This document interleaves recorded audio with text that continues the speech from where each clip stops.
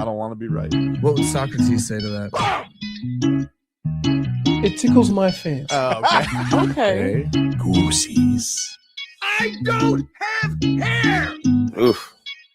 You got Marcos. That's not. Wait. Yeah. That's true. You do got me. Get over here, Marcus. Let me look at you. They don't want it.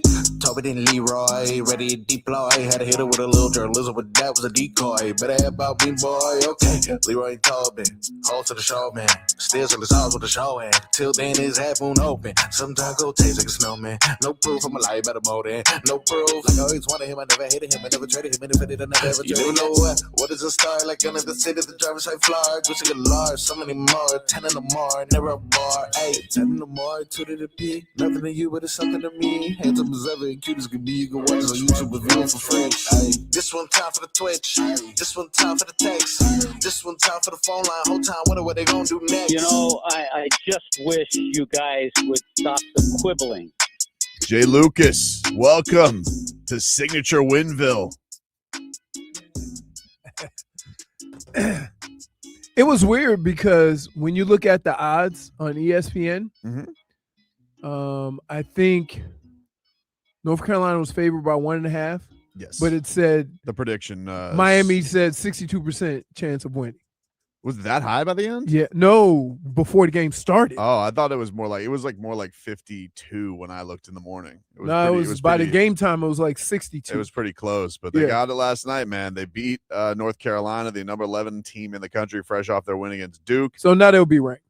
They'll be ranked. I would imagine they got their signature win. They certainly feel like they got the tournament now. Like they got something to be like, all right, see, because the Canes have had a good record all season. Right. But now they got one where it's just remember if you back in the day, if you got to 20 wins, you were automatically in. Right? Like that's kind of was the benchmark of getting into the tournament. Now it's like there's teams with 22, 23 wins that don't make it. Yeah. You know, you got to make sure you got to keep the frauds out. And that's what it's all about. But last night was a very impressive performance. I mean, they've been playing that tenacious way all year. Malik Renew doing what he's been doing, which is double-doubles. He did it bloodied. He had the nose. He had the lips. And then Ernest Uday was a monster yesterday. He gets that little put back there at the end. He was on with Joe this morning, but finished with 15 and 10. And Miami gets the win 75-66 over the Tar Heels. Brittney, were you there yesterday? Did you go? Hello, good morning. Good morning. No, I was not there. I didn't know if you had brought your Canes fandom over to the basketball team. If maybe you were in there just going crazy. No. Understood. I see you picked up your voice. Yeah, you do sound better than you did post birthday. Yes, very much. I don't feel better. Were you trying to do something there? Like it sounded like yes, very much. No, she said she doesn't feel better. I don't feel better, but I sound better. That's good. Well, what's been bothering you? Just like congested? It's just the cold weather messing with you? I don't think is it cold? No, it's not cold but a lot of people are dealing with dry coughs and things like that. Yeah, it's just my throat. The word on the teacher streets is the kids are real sick all over the place. Oh, that's it. The old germ casserole that is school. Yep. If you have a kid, your kid will have the sniffles till second grade. Crazy. Is Jay Lucas the only guy who has glasses on that looks younger because of the glasses? It's got like a look, and I'm like, I feel like the glasses make him look younger. But then when he has them off, I'm like, okay, that looks a little bit more. But like with the glasses on, he looks very youthful. Like he's cooking stuff up. Maybe it's the frames. Maybe. I don't know. But the thing that was funny with yesterday, as the Canes got the win, is the court storming was like very organized. It was like it was just like I was. Because I was escorted onto the court, right? Because people are wondering with North Carolina beating Duke, they stormed the court. People are like, aren't you guys kind of beneath? Isn't that kind of beneath you? You're North Carolina, you know, like that's what you do. You're supposed to beat Duke, and even the Canes kind of felt like, look, for this coach, it's a signature win. But one of the things that was impressive about Jim Larrañaga, like Jim Larrañaga was doing that regularly, where he was beating Duke, he was beating North Carolina, like. He, I think, had, you know, in his time with the AC, had more wins against those guys than anybody else.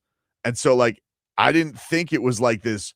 It was big for the season, but I didn't think this was like a program-changing win or anything like that. It was just kind of like getting them back to what the standard Coach L had put up to.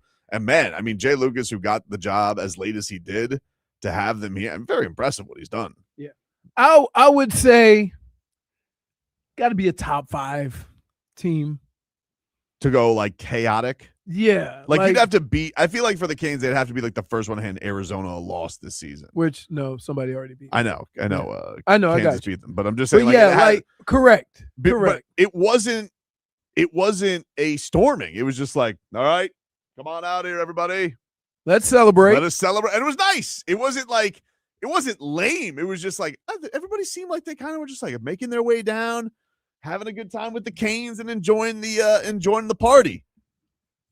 But anyway, it was a nice night. It was a nice night last night. Good for them. Good for them. Rest of our headlines brought to you by Doral Hyundai. You always pay less with your Pricito at Doral Hyundai. Visit us at Doral Hyundai or DoralHyundai.com. Schmieden says Kentucky's going to steal Lucas away soon. Oh, we don't know that, dude. I mean, he may be a Canes lifer. I don't know. Nah. Those Kentucky fans are crazy. I would tell you this. It's something about being the coach at a major university, but not one that lives or dies with the sport that you coach. You can get comfortable. You have time. He needs to have a talk with Coach L. He's like, Coach L needs something like, listen, baby. Right. Look at this place. Want to go live in Kentucky? All right. You lose one game, they're going to lose their minds. They have nothing else other than a stupid horse race. Am I wrong? Kentucky's got a lot of action. You want to know why? Chili? No. Because everybody who works in Cincinnati lives in Kentucky because it's cheaper. So they take when you fly into Cincinnati, you fly into Kentucky. Mm-hmm. It's just a weird thing. The Marlins pitchers and catchers report today. Brittney, your thoughts? Yeah. Excited for the fish? Super exciting. There you go. I'm excited too. There's something so romantic in sports about spring training. I really just love it. I love walking the backfield. You ever walk the backfields, Leroy? The backfields? Yeah, the backfields, dude. You ever walk the backfields? Of what? Of a spring training facility, you go from station A, station B, you can go watch guys. We do. We watch them go by. What? When we go to spring training. Yeah. I know. As a media member, we've been there, but I'm talking about like, you ever walked the backfields, dude? No.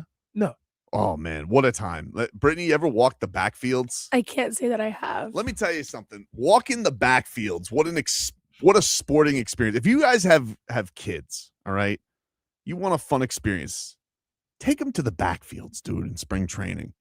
You walk through, there's like a quadrant of fields, Leroy, referred to as the backfields. And you walk from field to field. Maybe on one field, Santi Alcantara is doing PFPs. And on another one, you have catchers who are doing drills to throw down to second. Augustine Ramirez, you need some of those. And then on another one, you have somebody taking BP. I mean, just walking the backfields during spring training, what a time. I really love it. I do. It's the last time I got to walk the backfields, we went, I think I took Sophia and Tommy, and this was one of the best switcheroos of my life because Sophia was so excited. She's like, I'm going to get somebody to sign my hat, and I think this was like 3 years ago. And, kids, at that time, it was cool because she was 11 instead of 14 or soon to be 14. And so she has her pink little Marlins hat. Adorable. And she just wants an autograph. She doesn't care from who. She just wants an autograph. And so she's about to go up to Sixto Sanchez and get that and have Sixto, who, if you guys don't know who Sixto Sanchez is, first of all, where you been? Where is he? I think he's a free agent. Sixto Sanchez was who the Marlins traded in the JT Realmuto trade, another just gem of the Jeter front office. Great move. And what they got for him was Jorge Alfaro, a catcher, who was basically like worse than, not a great defensive catcher and nowhere near the hitter that Ramirez is. So they had him and they got this guy, Sixto Sanchez. Now, Sixto Sanchez came in for his first Marlins stint It was the greatest 3 outings you've ever seen in your life. You're like, oh my God, they got somebody here. And then his arm blew out and he was just never the same. Never the same. So anyway, Sophia's like gonna go up to Sixto Sanchez. And who do I see coming over the over my shoulder, Leroy? But El Caballo himself, Sandman. I'm like, hey. I say, Sophia, forget that guy over there. Get this guy. She goes, why? I'm like, trust me. Just trust me on this. So she dips out on Sixto, gets Sandman to sign the pink hat. That year, wins the Cy Young. Big switcheroo at spring training. You want to know why that happened? Mm-hmm. The backfields, dude. That's why that happened. The backfields is why that happened. Because I'm telling you right now, there's not the crack of the bat. Brittney, you smell that grass? That's baseball right there. My last memories of spring ball was Granderson stepping on his glove. Okay, yes, that and you mocked him, and that wasn't nice. Okay, Brittney, when a man who has spent his entire life playing a sport, then he goes to catch a fly ball, reaches down low to catch it, and steps on his own glove and falls on his face. That's a memorable moment right there. Tobin's like, you can't. Why not? What I disagreed with at the time is that, first of all, we were already on thin ice because Jeter did not want us in front of his office. You know, I appreciate right in front of his office. Yeah, I appreciate the close setup. the blinds on us. Brittney, they put us on the patio at Roger Dean Stadium of where the Marlins offices were, and we were literally like, you walk through the offices and you have the GM, you got Denbo. I don't even think Mike Hill was fired yet. So I think Mike Hill's office, and then we get to Jeter's office, and Jeter's got the big office. They sit us outside. Now, Jeter wasn't in, of course, because, he's not exactly a get first to the office type of guy. Anyway, he wasn't there yet. So they put our station literally on like the front porch. We were going to play. Was it a regular game or was it like like an inter-squad scrimmage? I don't remember. I think it was a real game, wasn't it? It was a real game. I think it was a real spring training game. So they put us outside there, and then Jeter has his assistant, like, Jeter has the blinds open, and the assistant just comes out there and just goes, starts rolling down sadly and kind of like the blinds. And we're like, wow, Jeter definitely doesn't want us here. And when he got to the office that day, he goes, why is there a radio show right outside of my office? Pretty much. So we were already on shaky legs. But then Leroy, I mean, dude, first off, Curtis Granderson, this is one of the nicest guys the in the nicest world. people in baseball. He's a gentleman. Yep. He was on his last legs. Okay. This was his mostly made his fame with the Tigers and the Yankees. Yep. One last stint with the Fish. And Brittney, poor Curtis Granderson. Did Curtis Granderson win Gold Gloves? I feel like he did. He just didn't have that quick first step anymore. And Leroy is just sitting there being like, laughing at him. I was not laughing. I was laughing at the fact that he reached over to get a ball and stepped on his glove. That was funny. Then I don't care who did it. Then we went 2 years later, and Leroy's sitting here. He's fat shaming all the players. No, I wasn't. He was fat shaming. Okay. And we were sitting there right outside all the Marlins I clubhouse. said was, I didn't know his name. Number 52 could have got an extra large. Not try to squeeze into a medium. You called him Chunky 52. Because he had his name on his back. I would have called him by his name. They don't have that at spring training. Yeah. So Chunky 52. There's like 150 people there. And there's 2 or 3 52s. How do you separate them? Oh, Chunky 52. Why do you think that's appropriate behavior at spring training? You're sitting here Dude, mocking baseball players. Let me ask you a question. Okay. An honest question. Be honest, Bush. How tight was that get up? I mean, like as tight as baseball outfits get. Maybe he didn't like the loose feel. He's not a Bobby Jenks. Rest in peace. Dude. What? Dude. You know damn well it was snug as a bug in the rug. I don't like this. Anyway, if you want to know training camp, I will say this. Hmm? You'd be amazed that there's like 200 guys there. Whoa. You're right, dude. There's like 200 guys there. It's not like there's a lot of people playing baseball at training camp. Handsome Daffy says hearing baseball talk has really brought into the reality we are in football off-season sports hell. Oh, well, not only that, dude. I mean, it's All-Star week. The Panthers are off in the Olympics. They don't even start. The Americans start tomorrow. I think, does Finland play today? I think Finland plays today. Do you know who plays today, Brittney? Any idea? I watched a little bit of the women's hockey. Yeah, we kicked Canada's ass. Oh, yeah. Shut their ass out 5-0. Yep. Enjoyed that, Canada. They were swarming. They were all over the place. Yes, Finland does play today What time? at 10:40 a.m. Oh, really? Yes. Oh, we're going to get some. Can we get that on in here? I don't think I can. Yeah. There's not a channel for it. There's got to be a. What about Peacock? Do we get that? Ooh. Well, yeah, but we would have to get NBC. I don't think we can get Peacock on the TV. I want to watch our boys. I have Peacock, but I have not for Peacock the too, but I like it TV. on the TV. I Maybe I'll know. bring in like an HDMI cable or something like that. That's only here for tomorrow. All right, so who are they taking on? Slovakia. So we got to watch our sweet Anton Lundell. Yes. Go and see what he's got for the Finns, and we also have our favorite polar bear, Nico Mikkola. Did they not take? Oh, they got Luostarinen. Okay, I was like, do they not have Luostarinen on this team? Of course, they do not have their captain, Alexander Barkov. All right, so cool. We got some action coming up here. Can we bet on that? Why are you asking me? I don't know. I don't know why I'm asking you like you're the Lord of the Hard Rock. Yeah, I know, like. I don't know why I'm asking that. But anyway, Date Stuff says Tobin's rooting for other countries again. No, listen, I'm rooting for Finland. All right.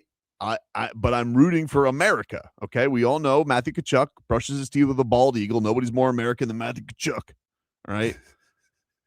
But I'm gonna root for Finland when we're not playing a game, USA versus Finland, American.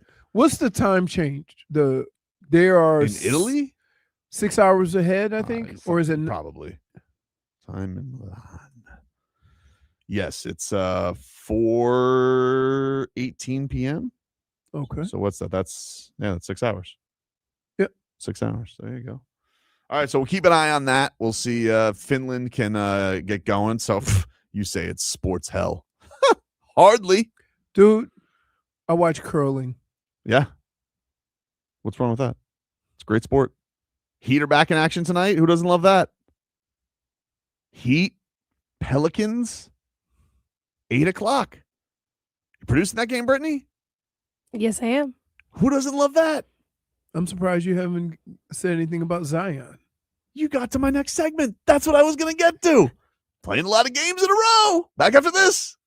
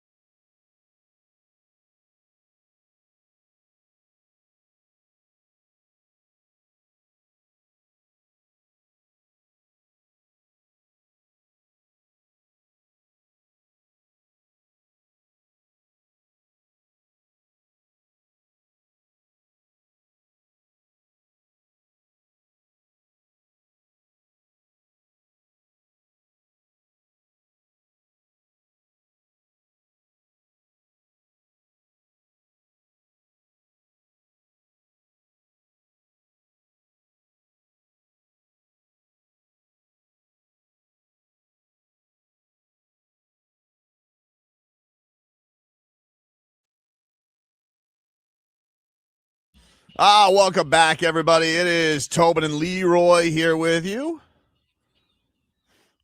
Thank you to Amy Freeman from our sales department. She just brought us some Valentine's Day chocolates. Did you get one, Brittney?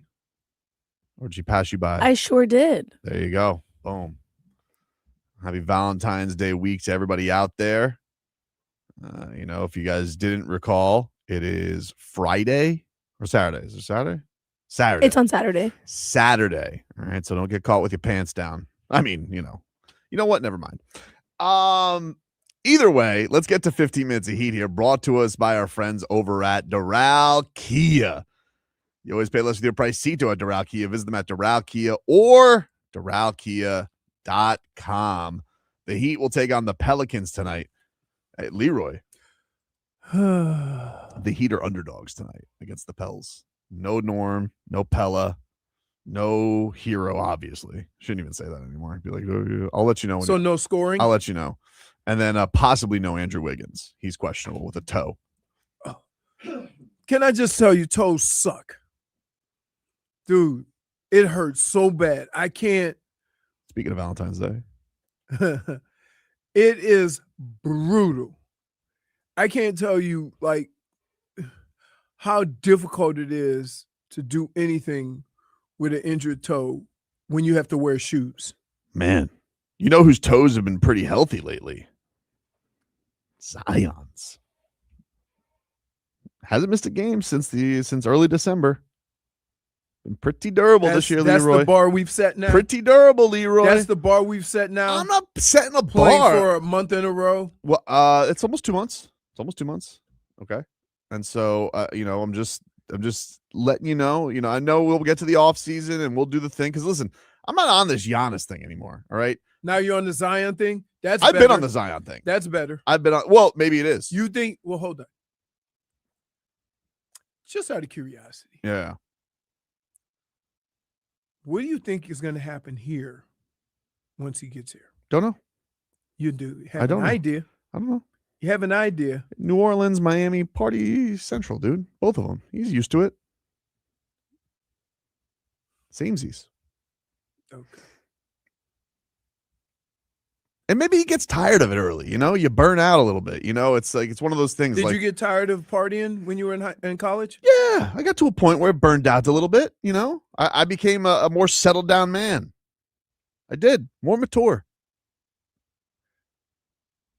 Just because you say mature, what doesn't mean we believe you.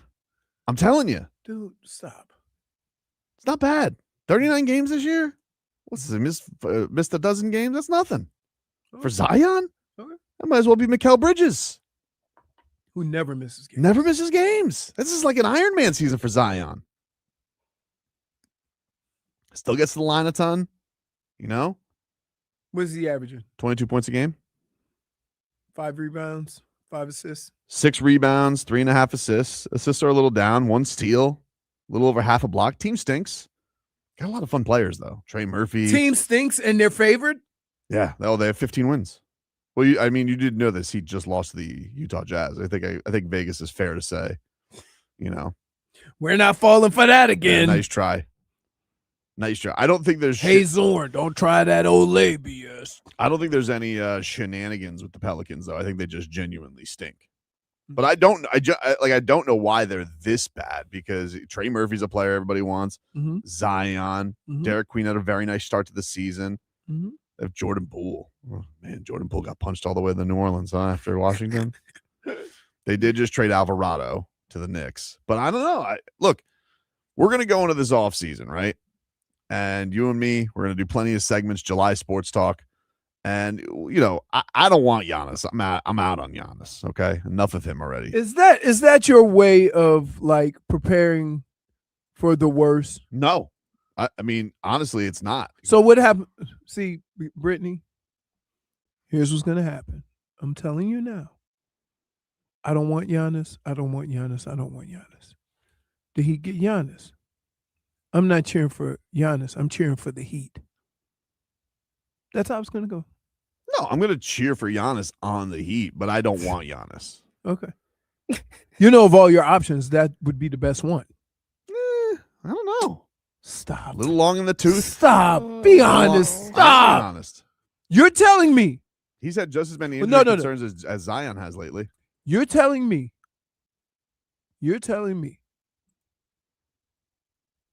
that you think that Zion would be better for the Heat than Giannis? Here's what I think. No. Answer that question first. I do think there's arguments to be made. No. I do. Can I say why? Can I say why? Are you going to be a baby about it? You're not answering the question. Obviously, Giannis is a more accomplished player. He's a more accomplished player. Oh, okay. Here we go. He's a more accomplished player. You are the worst. Why? Even Brittney's got the look like he's doing it again. I'm not doing anything. Yes, you are. I'm not doing anything. Yes, you are. You think hold on. I want it on tape. Mm-hmm. Just a yes or no question. Sure. You think Zion would be better for the Miami Heat than Giannis? In some ways, yes. It's a yes or no. Mm-hmm. Yes or no. Mm-hmm. Yes or no. Yes or no what? What's the question? You think Zion would be better for the Miami Heat than Giannis? Can't be honest about it. That's why. Would I think he would be better? So, like, what do I think makes the Heat a better team right away? Giannis. But there is a little bit of a cap on, like, hey, you're going to give up a lot. You get Zion maybe at a more reasonable deal. Maybe there's more to put around him. And then as soon as he gets off the plane and goes to Tootsie's, it's game over. Oh, like Giannis hasn't acted horny? Now, maybe just with Mrs. Giannis, but still, this guy's trying to. Big difference. He's out here. Yeah, well, whatever. Horny's horny. And he's out here, he's trying to do Trojan deals. Don't even understand why. Why would you need that?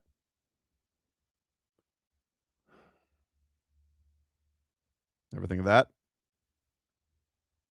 Don't think about it too much, but just chew on it a little bit. Blue chew. Anyway, this year, though, Giannis has been healthier. I mean, Zion has not been, Giannis has not been healthier than Zion. Well, the thing that really annoyed me yesterday, can I tell you what annoyed me? Brittney, can I tell you what annoyed me? I could tell you what's annoying me right now. So yesterday I'm reading this great Barry Jackson piece, right? And Barry's he's breaking down. He's got like intel on the Heat, why they made these decisions, right? And they're going to make another run at Giannis according to this piece, right? No surprise. They just they like, do you want to talk about blue chew? These guys like blue balls. They like just torturing themselves.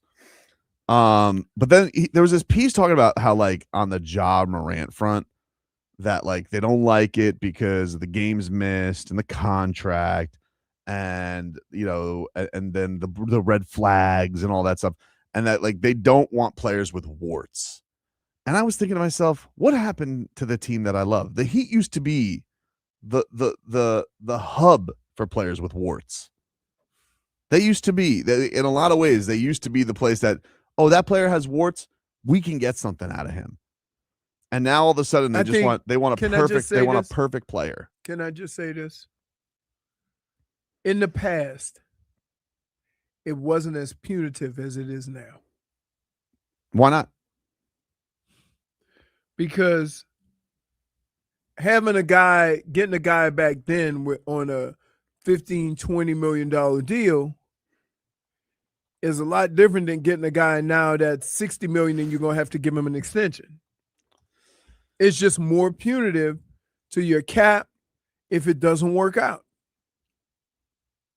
I mean, that's scared money. I mean, like, I understand where you're putting that from. That's the reality of it. He's got the same contract as Ja does. He has same contract as Ja. Who would you rather have, Ja or Giannis? I'd rather have Giannis than Ja. Okay. But Zion, if this can be real, keeping the body right, and he's got outs on his he's got outs on his contract as well. Dude, let me explain to you something. I don't think the Heat want to get into the babysitting game. Why not? What's this? What's the mature ways? What's that been doing for anybody? You just think about it tonight. You know, you watch Zion do his thing. I don't need to think about it tonight. You're out. Just never. I'm not saying never take a flyer on him. I'm just saying for you to sit here and think you could get out of his contract. In the offseason, the Heat, if they have a choice between Giannis and Zion, that they should consider Zion over Giannis. They should consider it. I'm not gonna tell what anybody. I'm not gonna tell anybody. Lying to these people. Why? Why these people? Giannis is gonna be a better fit. Here's what Giannis is a better player. He is a better player. He's a better player. There you have it. Better fit. How's Giannis? Wait. What is Zion like? He's the epitome of a looter in the right now. No, these are a bit. Well, that's not fair. He's always had these numbers. He's always been a very efficient player. Like he's averaged 24 points in his career. Right? Like been an all-star. He's had some hard times. A couple years ago, he played 70. Hard times is right. That's more than Ja. Ja's never played 70. Yeah, I know. So, but you wanted him. I would not want him. I think we should go anti. We don't want. We should want warts. We should be like a swamp. Okay. We should kiss a bunch of frogs until we find our prince. That's what the Heat need to do. Enough of this. Oh, we can't have warts. First of all, this is the organization that paid 4 years to Dion Waiters. Okay. You got Dion Waiters to play at an all-star level. You can't do it with Ja. Like, what do you mean you don't like players with warts? Pat Riley used to be right under the lily pad. What are we talking about? Alonzo Mourning, too much temper. Shaq, fat. You know, D Wade, no knee ligaments. What are we talking about here? Now you don't want warts? Jimmy Butler, malcontent. What happened to that? Did warts back then? Now no warts? What happened? This isn't the Riles I know. You take somebody like Zion Williamson, all right? He's got, by the way, a non-guaranteed contract. So if next year doesn't work and he's a fat cat, you know what that means? Out of here. I think that decisions are going to be made to make the team better and competitive versus let's sign this guy because we have an out. You're going into it with a bad frame of mind. You didn't go into that with we want to make our team better. You're going into it with, oh, well, if it doesn't work, we can get an out. I don't think that's a good way to go about it. Why not? Because it's not making your team better.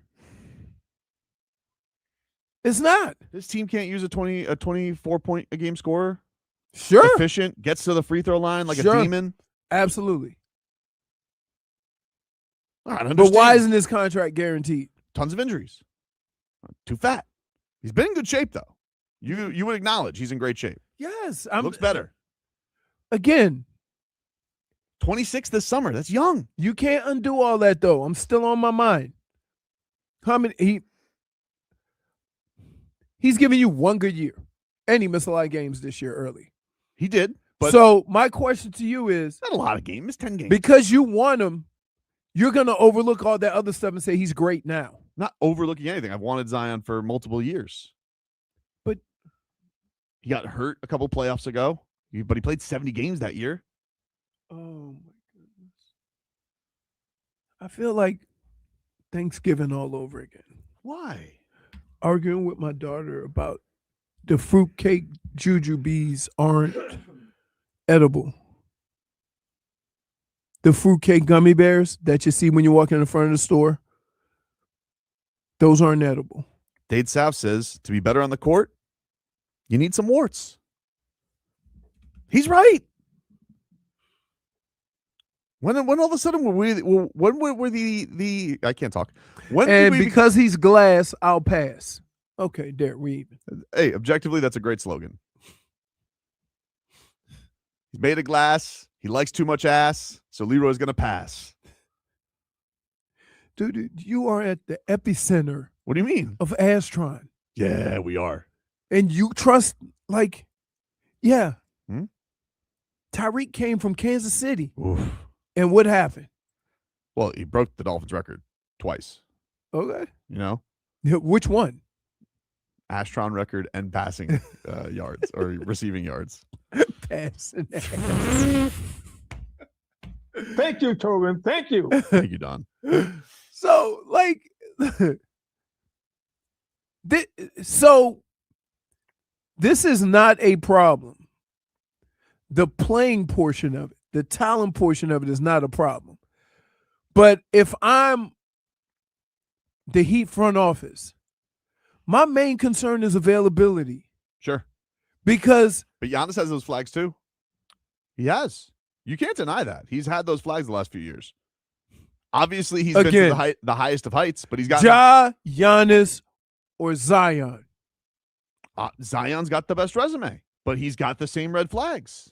Zion does not. Oh, he's got the same red flags. Giannis has the same red flags. No, Giannis has the best resume. Giannis has the best resume. I'm sorry if I apologize. You said Giannis has the best resume, but he has also some of the red flags. And also, Leroy, here's another thing that I think. Okay, but see, we can't care about what you think. Here's why. That's not nice. Because it doesn't come from a place of honesty. Oh, that's not true. It comes from a place of what you want. Yeah, but you can't say that I'm not being honest. I've wanted Zion for a while.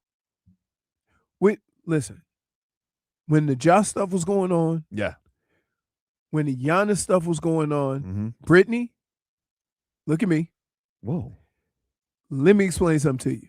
Did the word Zion Williamson ever come out of this man's mouth? He wasn't available. No. He wasn't available. Did the word Zion would ever come out of this man's mouth? During the trade deadline, no, but I remember early on in the season, he's talked about Zion, and even I think this summer, he's made points about Zion. It's nice to have somebody who has receipts and isn't a tag team of hyenas like you and Jennifer.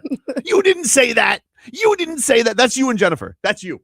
So I appreciate you, Brittney. Thank you for being honest. You're very because welcome. These two hyenas, they like to pounce on me with things that are not factual. I've been on Zion for evs, dude.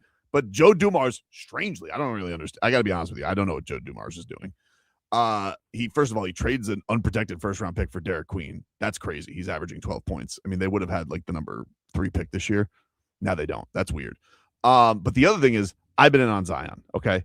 And I don't want to be told that I'm not. But look, what you say is fine. You want Giannis. But here's the thing. Well, I got to take a break. I'm going to give you the thing. I'm going to take a break.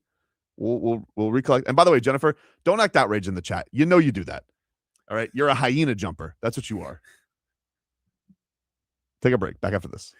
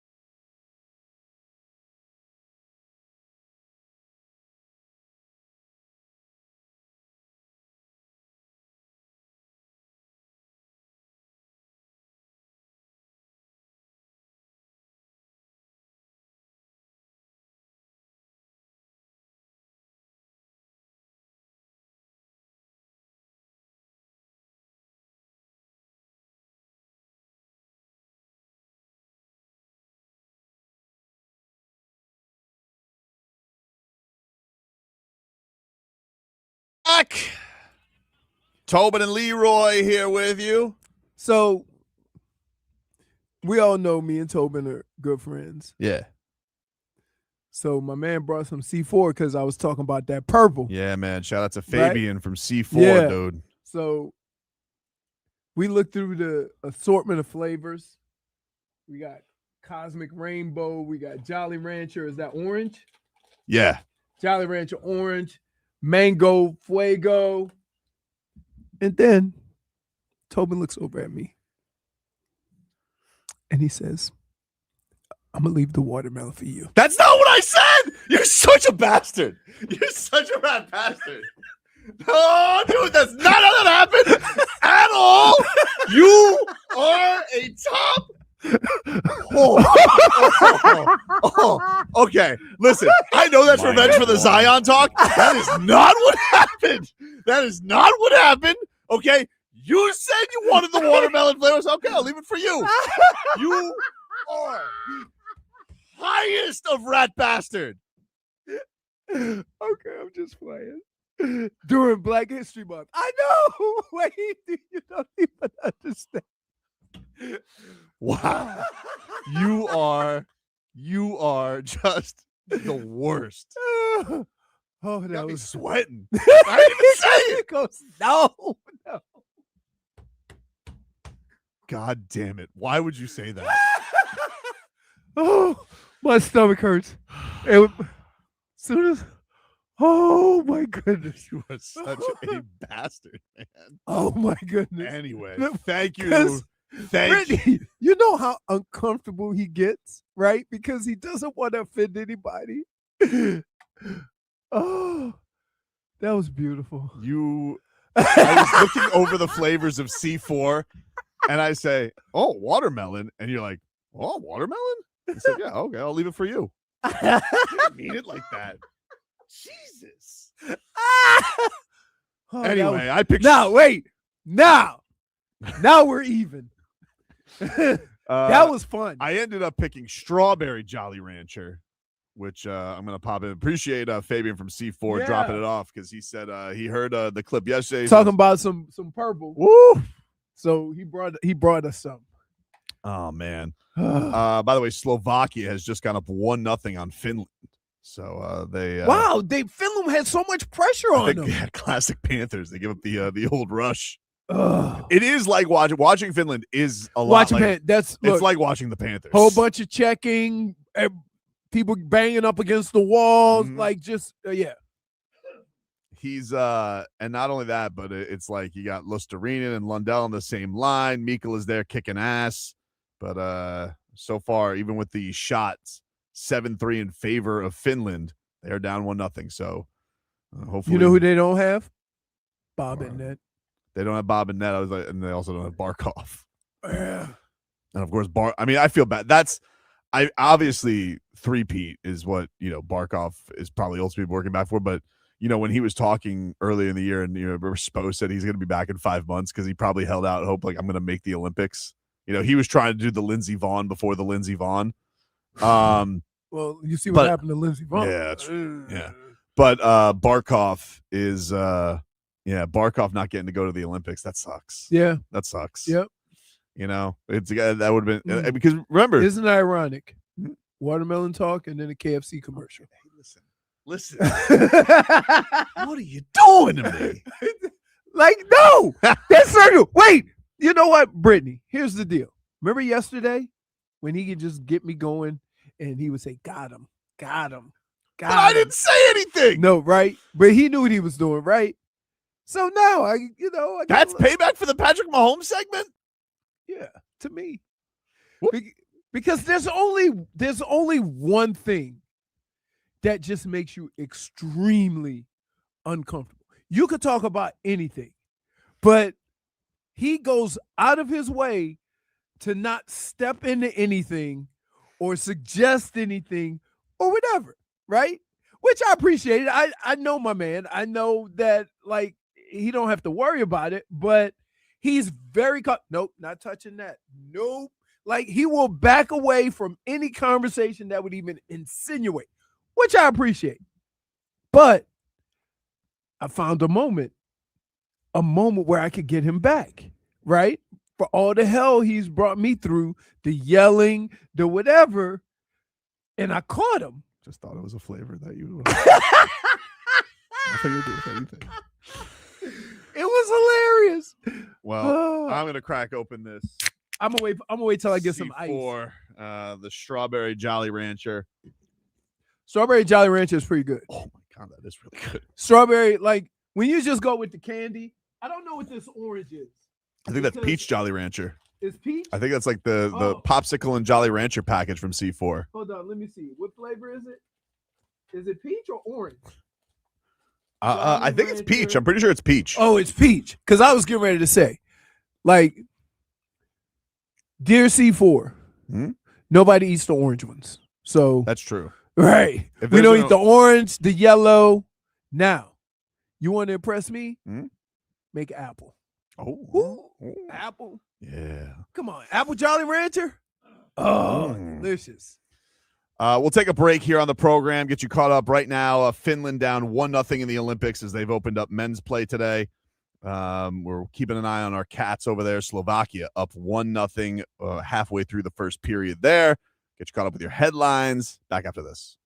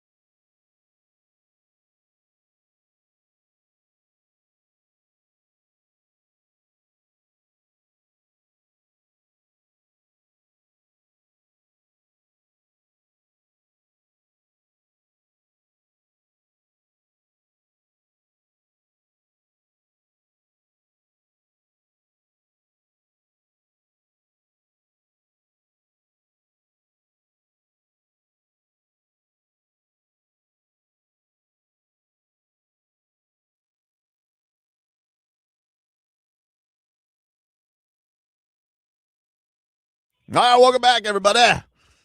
Tobin and Leroy here with you on FM 104.3 WQAM. Take you guys up until 2 here on the program. We're streaming live on YouTube and Twitch. 104.3 WQAM on YouTube. Miami, 104.3 WQAM on Twitch. You guys can get in on the chat. Luke Bryan is bringing his Word on the Street tour to the I Think Financial Amphitheater in September with special guests Lauren Watkins, Laney Gardner, Randall King, and DJ Rock. We'll be giving away tickets today at 1:20 p.m. 1:20 p.m. Do you have to say p.m.? 1:20 p.m. today. Keep on listening for details. What if we have international, listeners? I just want to get everybody's mind right. I got you. Get to our headlines here. Do you have to say Eastern Standard Time also? Yes. Okay. Headlines brought to you by Doral Hyundai. You always pay less with your Pricito at Doral Hyundai. Visit them at Doral Hyundai or DoralHyundai.com. As right now, over in Milan, Finland is down on Slovakia 1-0, even though Finland has dominated the shots. Finland on the power play right now. Got about a minute left there. And, of course, watching our boys Eetu Luostarinen, Anton Lundell, Nico Mikkola out there, although none of them on the ice currently in this power play. Big mistake there, Finland coach. And we'll see if they can get back into this one. Also, Miami Marlins pitchers and catchers reporting today in Jupiter. They have their revamped facility. The Marlins making it look a lot prettier. I think they've that definitely needed it. That thing's been around forever. The way that's been, they've needed to juice that puppy up a little bit. So that's a great thing to check out. Also, in the midst of things, we have the news of Tiger Woods' son, Charlie Woods. He is committed. He is committed to FSU. Are they at Golf Power? Brooks Koepka. Oh, that's right. All right. Didn't pick Barry University, huh? Big mistake. I'm shocked.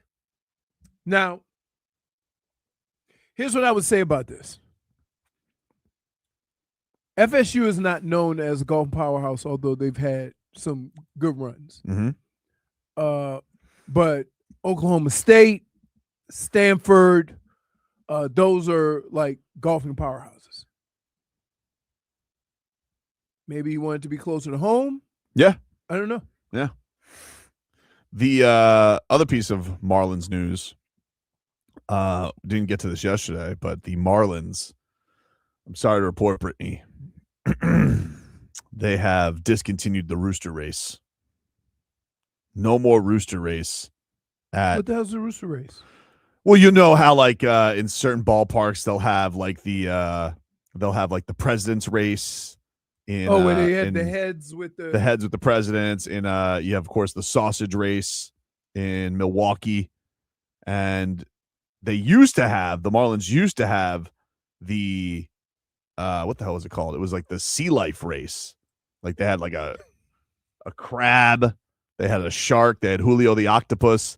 They would all race, and now that's no more. They have discontinued the football. They have discontinued the rooster race. But why? I feel like it was such a good thing, right? What were their names? Like Pepito. There's Pepito. Who else was in it? I think it was. Hold on, I got the names here. Pepito's the always up to shenanigans. Mm-hmm. This was from Fish on First. They had the exclusive on this. Their report was the rooster race at Lone Depot Park has been discontinued. A team source says the race introduced in August 1st of 2023 featured Pepito, Charlie, and Bobby. They'll still interact with fans at the ballpark, but Billy the Marlin will again take the spotlight, rightfully so. That was from Isaac. Oh man, Isaac, I don't know how to say your last name, dude. Is it Azut? Azut? I apologize, Isaac. Azut? Yeah. I'm gonna go with Azut.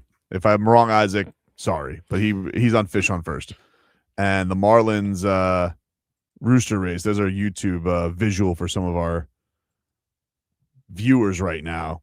That's going away, and now, as far as Billy the Marlin taking his proper place, here's the thing with Billy the Marlin. If I could just give the Marlins one more suggestion, okay? We need to go back to sign Zion. Well, no, that's a Heat suggestion. I would like them to do that. We got to go back to old Billy the Marlin. This Ozempic looking Billy the Marlin with the curled bill, he needs to take a hike. We need to go back to old school Billy the Marlin. And let me tell you what a good I'm going to give you a ballpark piece of entertainment here, Leroy. All right, as you know, I'm a big game ops guy.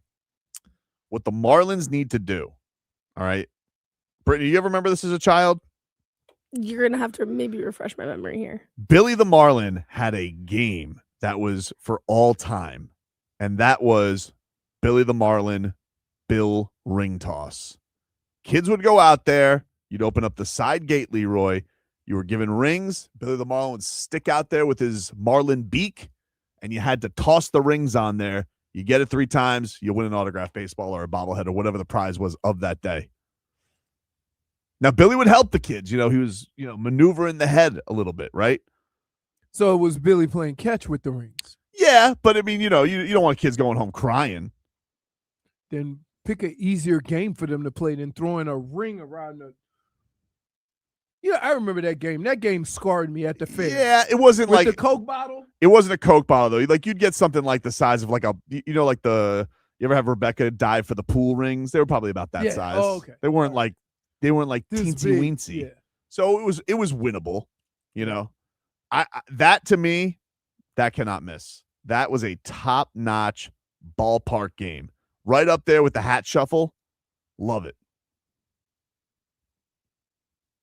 But yeah, I feel like so. What Billy the Marlin got offended that Pepito, Charlie, and Bobby were taking too much attention off of him. I don't know if he got offended. I'm not really sure. I don't know why people didn't like the race, but obviously it's one of those things that appears to have just run its course. I like the idea of having the roosters around Little Havana. That's funny. That's cute, but they're not going away. Like they're very not on brand. They're not canceled. I have roosters running around Davie. I have roosters, Greg. You have roosters up there too? Oh yeah. Oh, I have my neighbor. Travel. If you go down Davie Road near Nova, oh yeah. My neighbor. They hang out in the Burger King parking lot. Mm-hmm. My neighbor, 2 neighbors over, not the direct neighbor, but the neighbor next door, chicken coop, roosters. Oh, you know what I saw yesterday? What? The horse again. Like he got loose? Walking down the street doing the dancing. Oh. Little quick steps. How about that? Yeah. I was like, wow, you can't practice in your yard? JFig says, why would they do that? I'm telling you, they got to bring Billy the Marlin back to his promise. This new Billy the Marlin, it's a lot like the jerseys. Like, there's nothing wrong with him, but it's not what they should do. Like when Billy moved over from pro player, he just never was the same. And I'm trying to get him back to where he needs to be. Back to his prime. I think Billy the Marlin was a top mascot in town. I really do. Yeah? Yeah, I do. I think that Billy the Marlin, I think Billy's probably taken that, and now Stanley C. and Victor E. Rat. And Billy's just kind of gone by the wayside. I think Billy at one point was mascot king in this town. I would say even better than Bernie. I do feel like when I was younger, Billy the Marlin, he was the most recognizable. 2000s. Yeah, he they was the were most winning. recognizable. They were packed in the house. Yep. Remember when the Navy SEAL lost his head? He was doing a parachute into the stadium. They lost the Billy the Marlin head. But I'm telling you right now, he's just not the same. And I don't mean to be like the Dolphins trying to recapture glory days of the 72 team, but like TD, as much as the Dolphins are the heritage team in town, I don't feel like TD has a lot of respect. No. Right? I think right now, if I were to power rank mascots, I'd probably go Sebastian is number 1, then Bernie. I got to go Stanley C now. Then maybe Billy, Victor E. Rat, and TD. I think that's what I would go with. Question. It's ironic that a lot of these coincide with winning. Well, not necessarily. I think Sebastian's the most iconic mascot in town. Between heritage, the years, penalties. Sebastian got a rap sheet. Yeah. I don't think anybody it's a very polarizing character. The Heat could get 6 rings. I don't think anybody supplants the Sebastian. I don't think people really think let's be. And keep in mind, in all the other professions, yep, it's grown men. Sebastian was a student. Yes. So he's partying. Right. Shenanigans. Right. But to me, TD he looks like a dinosaur. Like he doesn't even look like a dolphin, right? Like what the hell is he? He's really scary looking. He's really weird looking. He's very He's weird really looking. weird looking. They could do such a better job of making a dolphin a mascot. First of all, he's walking around. Yeah. So does Billy. So, like, now you're complaining about it not looking. I'm not complaining about it. I just say he doesn't look like he should look. Like if anybody needs an Ozempic look over, it's him. And I know he's jacked, but I'm telling you, he doesn't look like a dolphin. He needs to be more jovial. First of all, nobody likes muscled mascots. That's weird. Okay. You want your mascot to be a little portly. I like when mascots kind of shake their hips, shake their belly. Billy was great at shaking his belly. You know, that's one of the things that made him iconic. Bernie's just pure shenanigans, and you know, he's great. And I think that Bernie has risen like the cream of the crop, probably because of winning, like you've said, and that's why I think is probably past him as Billy. But Miami Marlins Billy the Marlin has not been the same as other mascots. You know, it just hasn't. Stanley C, really solid mascot. Now, again, he is probably the one mascot in town in shape that still is great on his shenanigans. I think he still brings a lot of joy. But I got to tell you, I can't give him the nod over the other guys because they're franchise players. And I got to tell you, I think, and this may be controversial, I think that Stanley C's been buoyed up by Victor Erat. I think ever since he's gotten Victor Erat, that tandem together has brought the Panthers to prominence, to me. And we know with Victor Erat, first of all, horny, okay, because we've seen what he's done in those bleachers, all right? That mascot's up to shenanigans.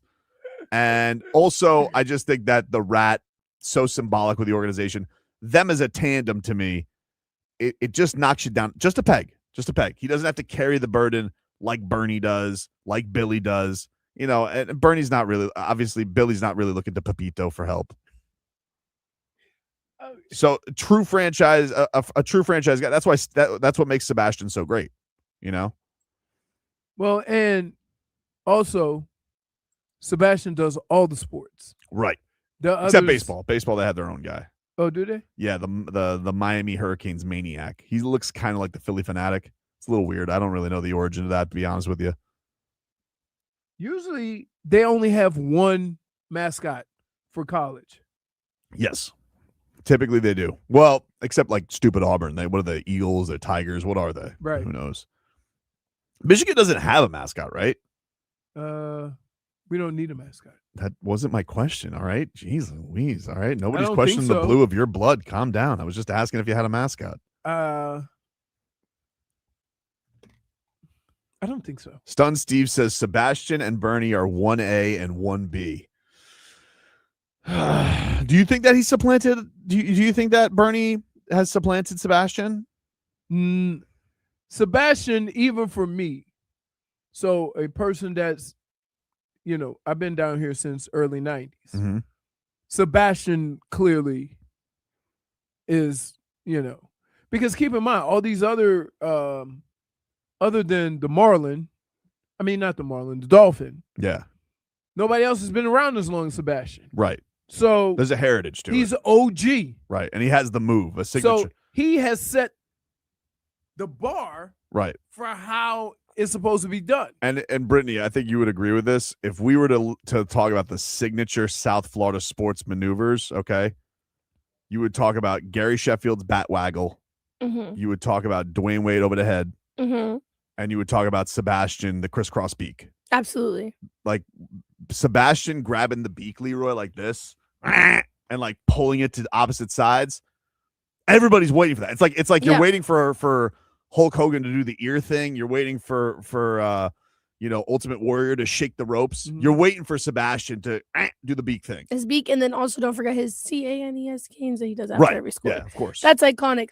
He's definitely the most iconic mascot in Miami for sure. But Billy, I think this is like, it's sad to see the Roosters go. Ultimately, I'm going to end it because I've gone 20 straight minutes on mascots, and I'm pretty sure I'm going to get fired. But I think that it's sad to see the Roosters go, but I do think this is time for the Marlins. Maybe they have a replacement. No, they don't. They're just getting rid of them. They're not eradicating them. They're just not doing the race anymore because they want to focus on Billy. But I think to me, sound like Billy got a problem. Billy has to get back to his prime, and he just hasn't been the same guy. All right. Stun Steve says the chant is better than the beak twist. You're ridiculous, dude. The beak twist is like that's what Sebastian's known for. The beak twist. All right. Like he looks at the camera, beak twist. That's what he does. Everybody knows that. You know, when you're wrong, you're wrong. Take a break. Back after this.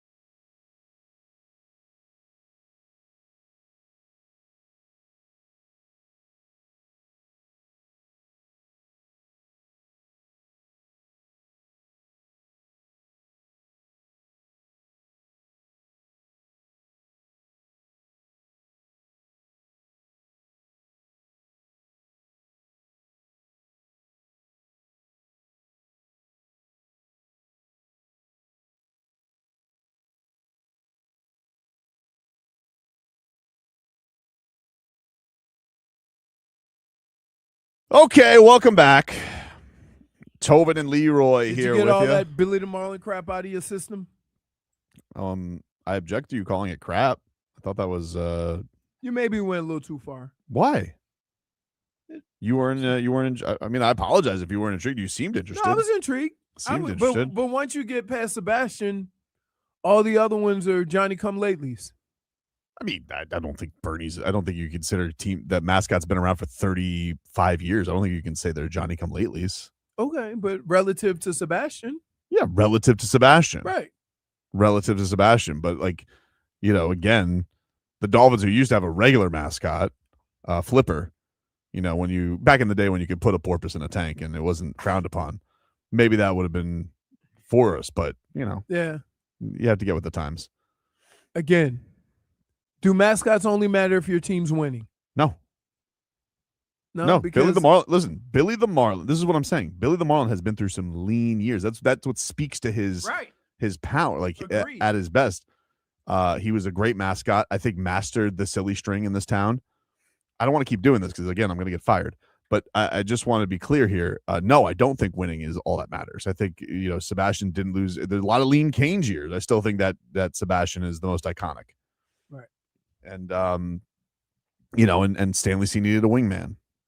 But enough talking about it. Stop talking about it, Leroy. Keep bringing it up. Enough.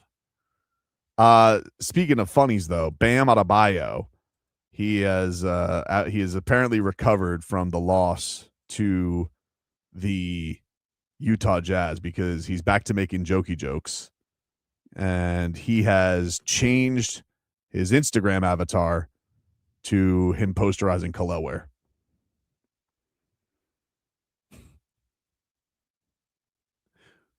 Why? What do you mean why? Because he wants him to remember. Now they got the only two teammates to try to dunk on each other. Oh, Bam was already talking about it. He was talking about it and giving him the business before the game at Utah. He was just like, I know what you're gonna be looking for. he's like Kel'el's just sitting there. He's trying to warm up. He's trying to warm up with Malik Allen, and Bam's just like, yeah, I know you're gonna be looking at every offensive rebound trying to get me. So, he might. I would like that tonight. Hopefully Kel'el could stay out of foul trouble. I need a big bounce back. It was worse, getting dunked on by your own teammate or getting pile drived by your offensive line trying to get an extra yard as a running back, because that hurts. You tell me. Does that? I've always wondered if that hurt because they just drop their head and hit. So a lot of times you're getting hit like you're being tackled. Because let me tell you something. Things that don't translate on television. When I watched the Canes do that for Mark Fletcher, that looked like great fun. That's not fun? No. No. You've blown my mind here. You know what I said? I told my offensive lineman, I have a hard enough time avoiding the 11 guys on the other side of the ball. The last thing I want to do is look back and have you playing chin music with the top of your helmet. And the biggins, they don't know their own strength. No. Nope. No, not at all. I never thought about that. And they laugh and giggle. I never thought about that. You're still getting hit. Interesting.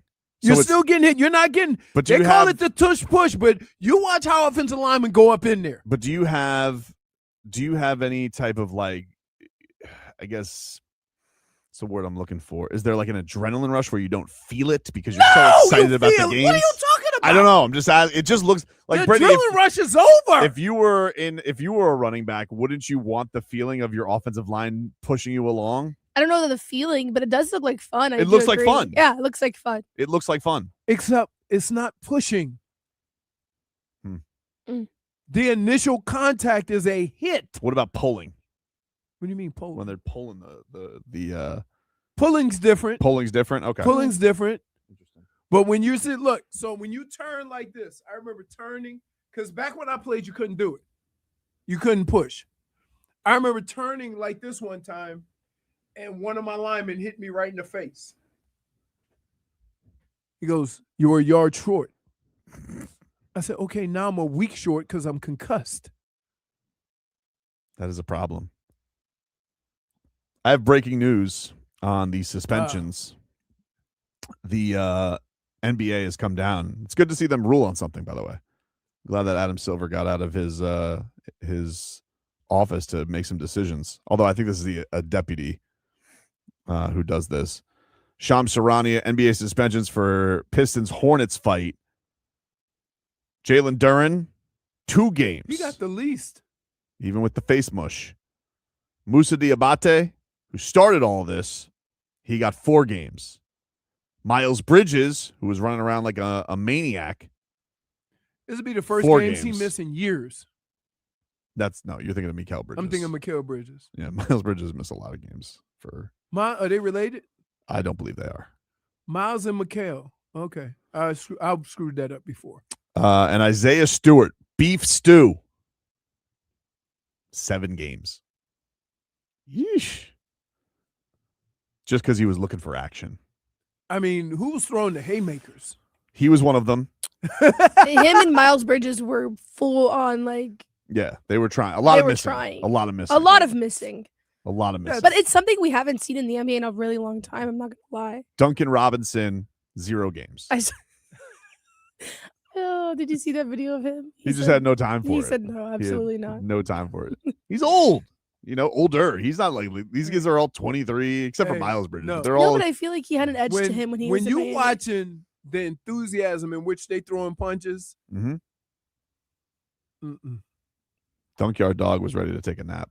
Yeah. Yeah. This is not enough. No, thank you. Anyway, we'll take a break. Mixed bag coming up next.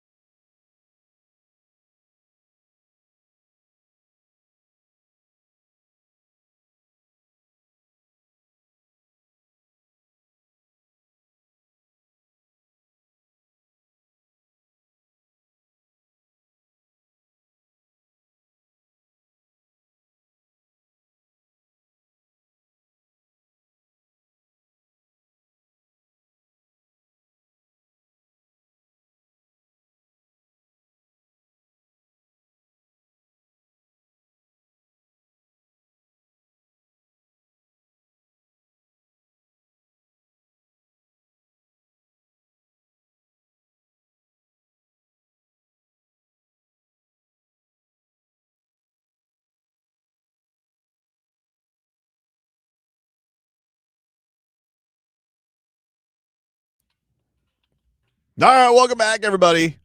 Tobin and Leroy here with you on FM 104.3 WQAM.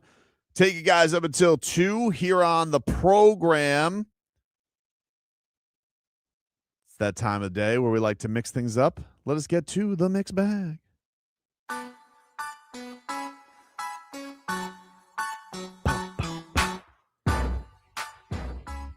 Leroy, are you ready for the mix bag? I am. Great. Let us start with last night. Malik Renew leading the Canes along with Ernest Uday. They get the win over UNC. Come down, ladies, sing a song. Do day, do day. Proud of yourself? Yeah.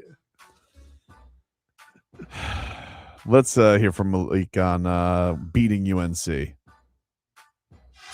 Malik, 75-66 the final. You guys had a game plan tonight. Yes, it looked like you executed it flawlessly. Yes, sir. We executed to the T all 40 minutes. Everybody, I'm so proud of everybody, how they played, how they came out and executed the game plan today. And it just shows, as a result, we just came out with a good dub against the top 15 team in the country. Malik, you had the lead the entire game. You won the battle of the glass. You scored more points in the paint. Where can you guys go from here? Yes, we just going up. I mean, it takes one day at a time to keep going, getting better every single day. Everybody's putting in the work, and it's paying off for us every single day. How is Coach Lucas? There you go. Malik, the winner yesterday. Canes get a win over the 11th ranked Tar Heels. Good game. Congrats to them. Congrats to Jay Lucas. A lot of drama already going on with the Raiders as they introduced Klint Kubiak yesterday and what he's going to do with Maxx Crosby, who reportedly told Tom Brady, I'd rather retire than play for the Raiders again. Here's what Klint Kubiak had to say when asked if he's talked to him. You know, I got to drink a cup of coffee with Max this morning. Love talking ball with him and you know, look forward to continuing those conversations. I think he was the first one in here this morning working out, so I fired me up.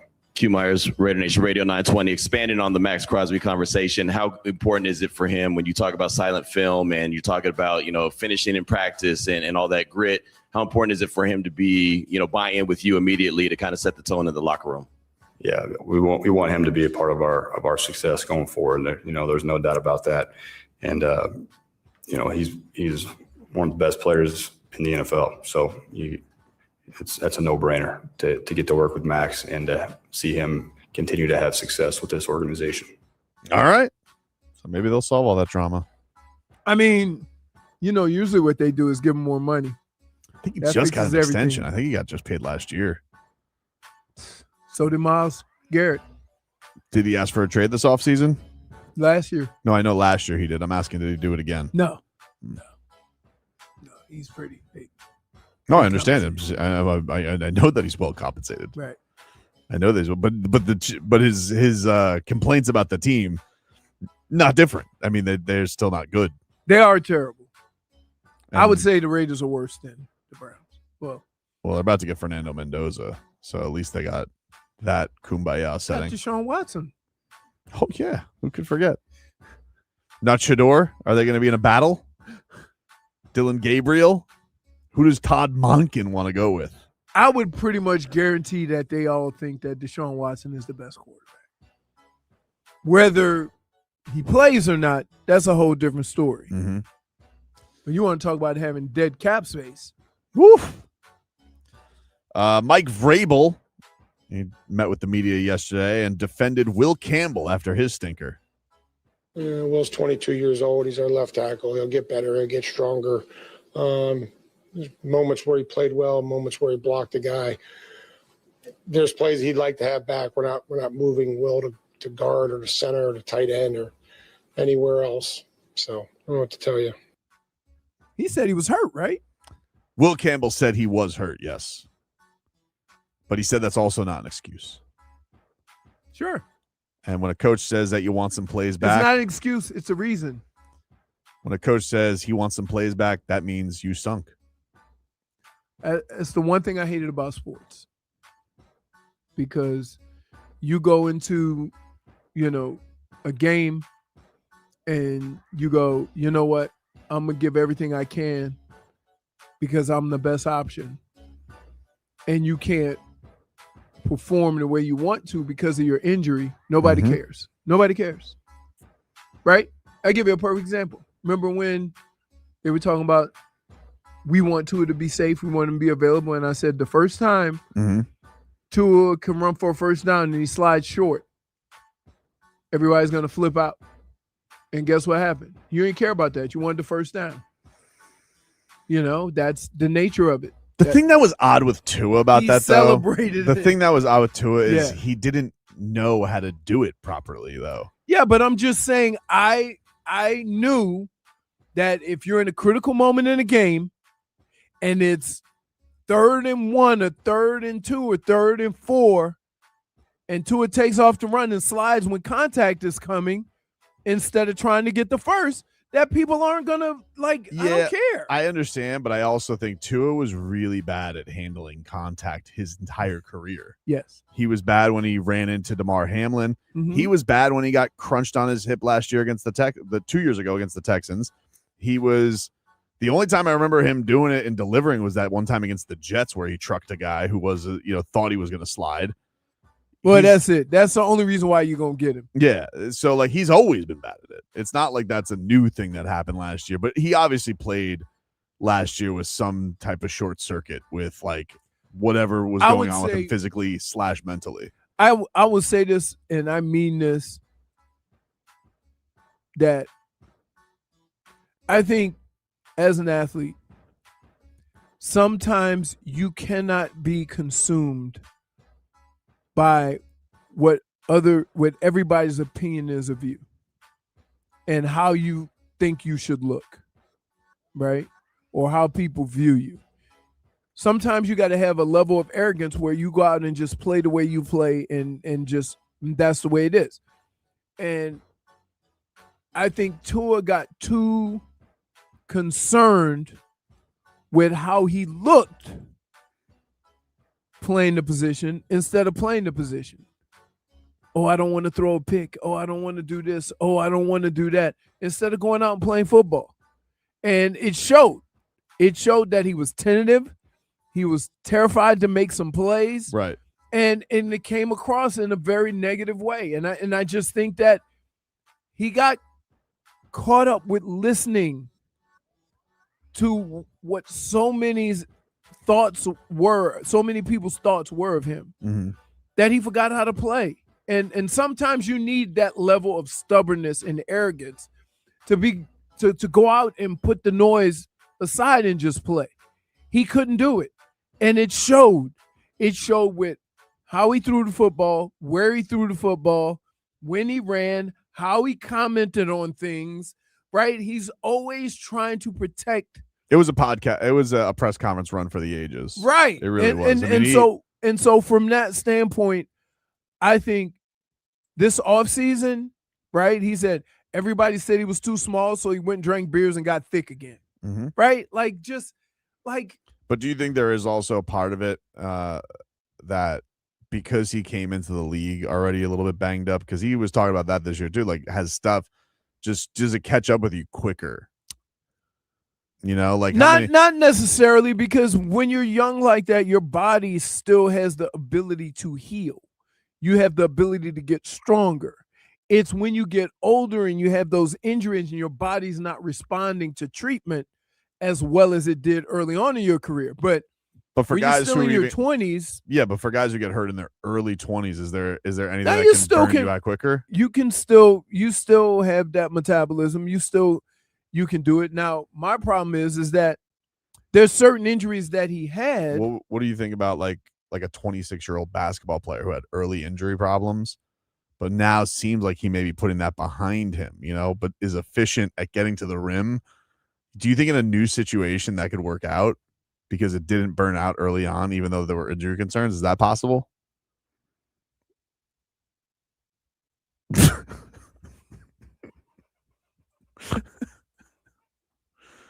No, but no names. Just no names. No names. Just an unnamed athlete. Yeah. -1.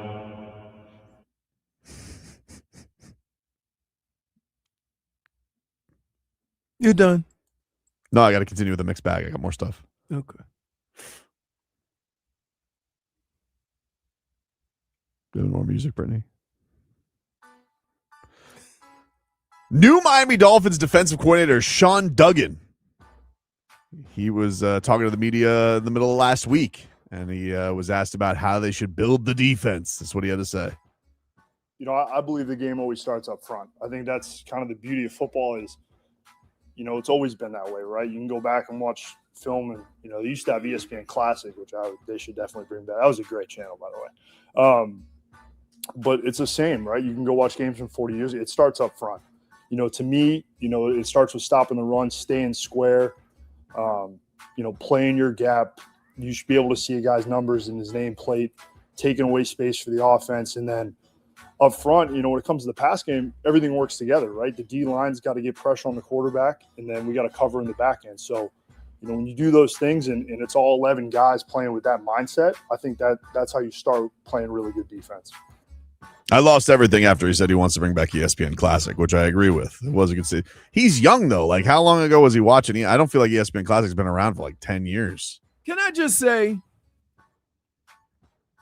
that as long as I can remember, I have preached these same basic words. Yeah. That successful teams are built from the inside out. Why is everybody all of a sudden, No, nobody's doing that. Listen, dude. Just because the new coach said it? Yeah, new guy. New guy is still old guy. Same football's still being played the same way. Maybe he learned it from an elderly statesman. No. It was passed down. He learned it from football. Very wise. He learned it from football. That's it. He's a young defensive coordinator. Is he 32? It doesn't matter. Like, football has always been the trenches. You might be able to get by with it once or twice. You might be able to have some success. But if you want consistent success, guess what? Trenches. Doesn't sound like, everybody wants those long touchdowns. It doesn't sound great, but it is what it is. It wasn't a very exciting Super Bowl, nor playoffs with explosive plays. No. And it's because you have young quarterbacks or quarterbacks that you're scared are going to do what C.J. Stroud They don't did. let quarterbacks do anything anymore, it seems like. And Sam Darnold, the best game was the Rams versus Seattle. Yeah, that was the one. It was like watching a different sport than Right. what's being played right now. It was everything else is tight ends and 7-yard gains. Like you said, it's cyclical. Like, it's not Chiefs high flying offense from their first Super Bowl. It's not that. If you want to know why the Super Bowl sucked, I'm gonna tell you why the Super Bowl sucked. The Super Bowl sucked not because of Seattle, but because of New England. New England couldn't move the ball an inch. Therefore, every time Seattle got down near the goal line, they just played it safe and kicked the field goal. They didn't care about scoring. Yeah, but it also, it took them, 3.5 quarters to get in the end zone. Like, it wasn't because they didn't have to. They weren't a thrilling watch on offense. Right. On defense, they were. But you played the game that's being played. Like, that's fine. Once they kicked field goals, did anybody think that New England had a chance? No. Right. But that's why they did it. But it also wasn't entertaining on Yeah, their no, part it's either. not. That's not entertaining. It wasn't entertaining. That is 100% not entertaining. But that's why I said you blame New England. Because if New England had scored in the first quarter, scored a touchdown, that game's played differently from the Seattle offensive standpoint. That maybe they are more aggressive on third down instead of when it's 3rd and 5, just hand the ball off up the middle of the field and be satisfied with the field goal. You're satisfied with the field goal because New England ain't doing nothing to your defense. We'll take a break here on the show. When we come back, a pretty wild Miami Heat rumor that's out there. Back after this.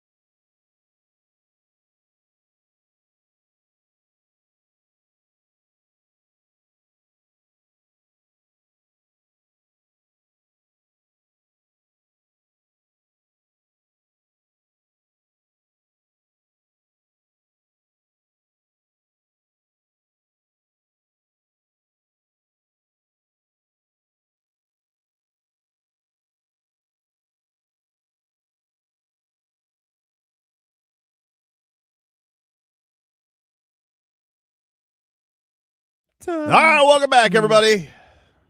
Tobin You know who this is? and Leroy. I've heard the song a gazillion times. I don't know who the artist Daft is. Punk.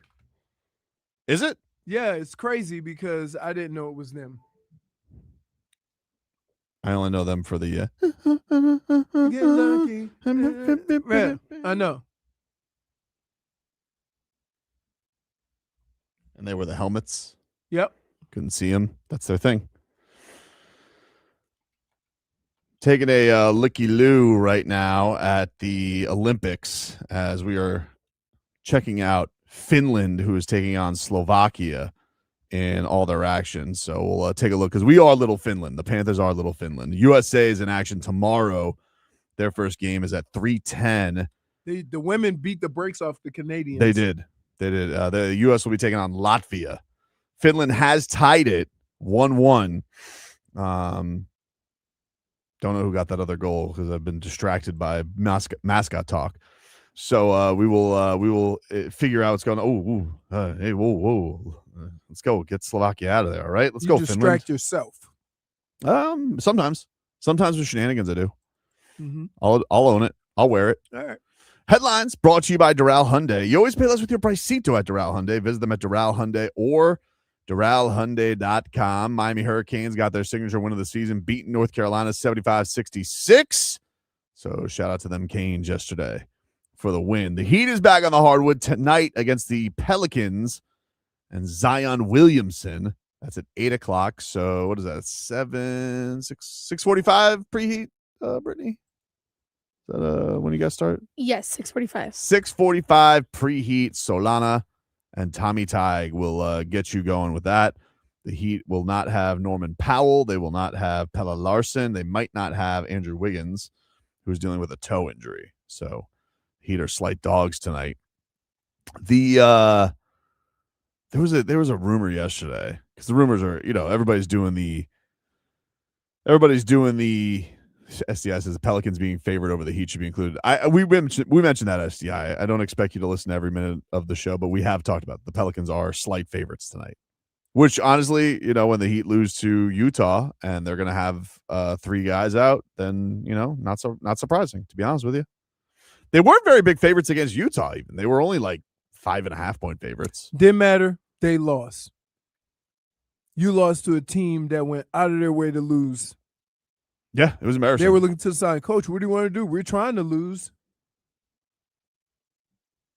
It's crazy. It's a very embarrassing thing that happened to them. But there was a rumor yesterday. It was from Brett Siegel from Clutch Points.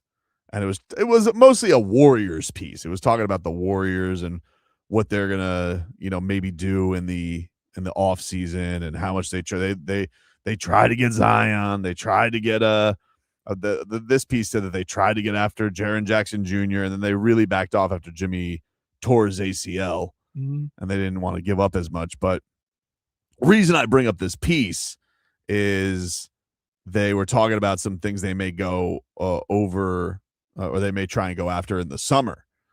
And they mentioned in this piece that they may pursue and have interest in going after Bam Adebayo, which I didn't find to be that surprising. I feel like teams would like Bam Adebayo to add to their team. But the writing, this piece written by Brett Siegel was pretty crazy because of his reasoning.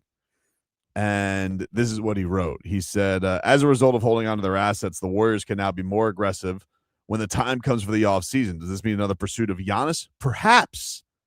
Well, what happens if other stars become available, like Karl Anthony Towns or Kawhi Leonard? Maybe the Cavaliers look to move Jared Allen. Or maybe even Bam Adebayo asks for a trade from the Miami Heat. After all, Adebayo is a player the Warriors have been interested in over the last year. And as we've reported on Clutch Points, he still holds a strong relationship with Jimmy Butler. Adebayo is certainly a player the Warriors fans should keep in the back of their mind, especially because Lacob owns the Golden State Valkyries in the WNBA and wants to pursue a superstar talent. Asia Wilson, 4-time MVP, will be a key free agent for Lacob and the Valkyries Why would this matter? Wilson and Adebayo have been together for years. These two becoming the faces of both Golden State franchises is certainly something to monitor. So there's a lot to chew on there. Pretty much. But the first thing that obviously stands out to everybody is he still has a strong relationship with Jimmy Butler.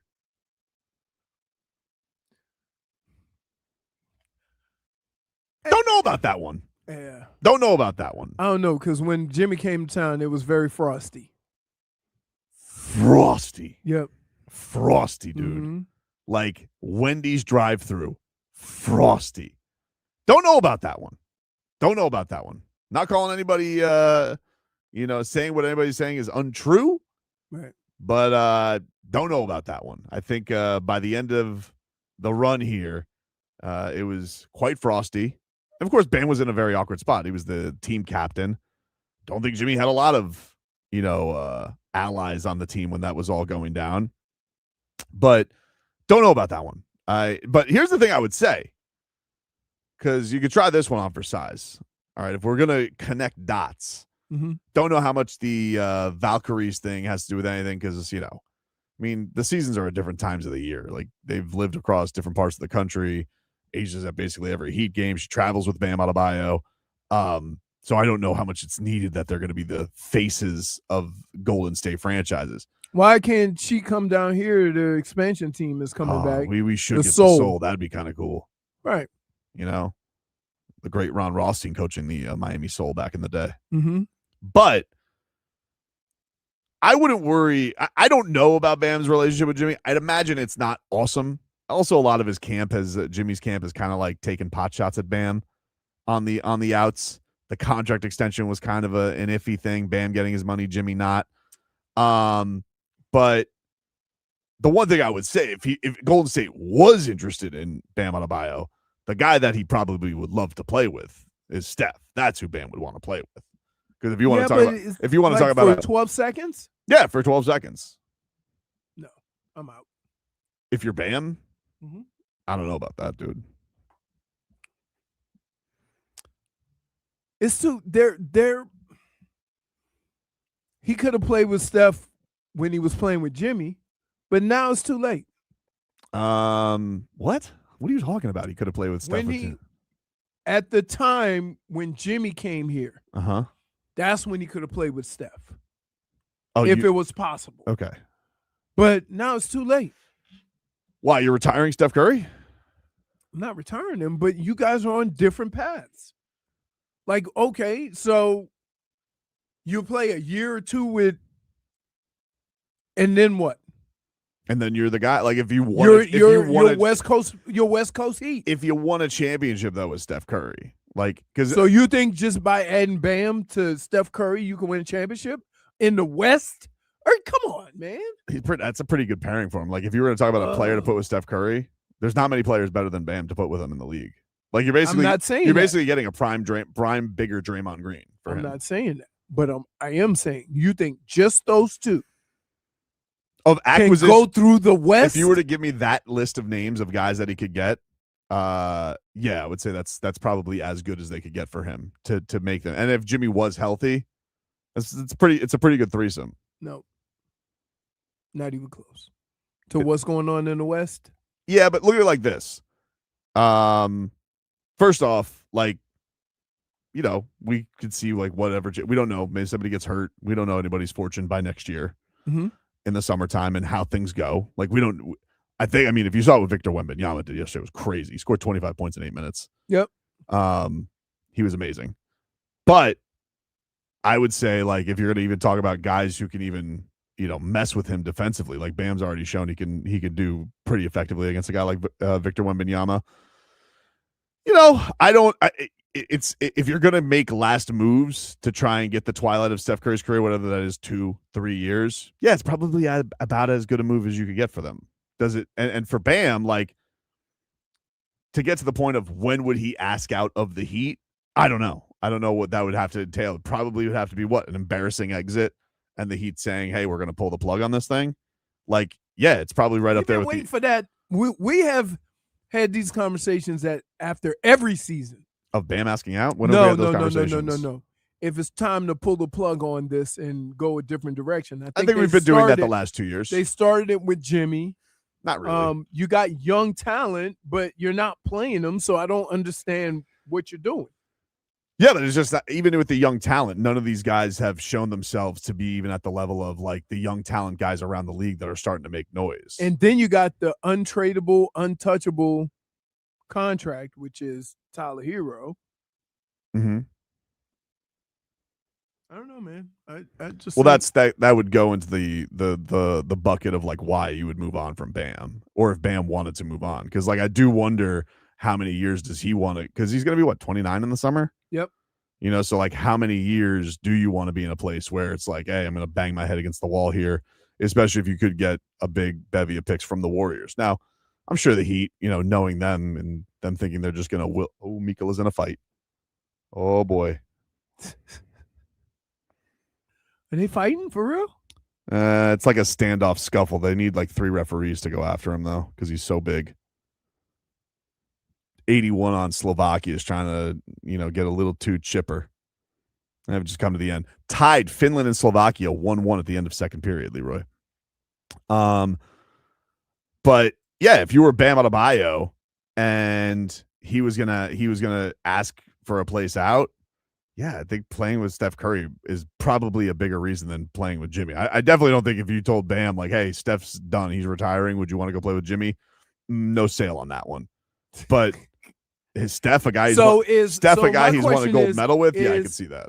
Is Jimmy going to still be there? Don't know. I mean, he's got 1 year left on his deal. He's coming off a torn ACL. So, good luck with that. Good luck. Yeah, no, listen, he's very old. Good luck. I don't know how that's going to turn out for him. Right. Just got surgery this week.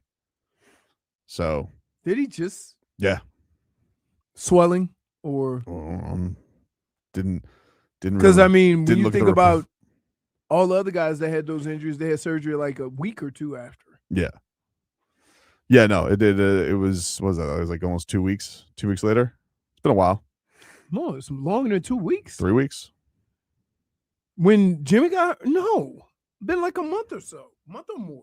No, it hasn't been a month because it happened the day of the national championship which was the 19th. Oh, okay. Of January. All right, so a month. Mm-hmm. Well, not a month. Not a month. 4 weeks? No, 3 weeks. Leroy, you keep adding. Do you know how long a month is? You know what time it is? I mean, based on your interaction, probably lunchtime. What are you talking about?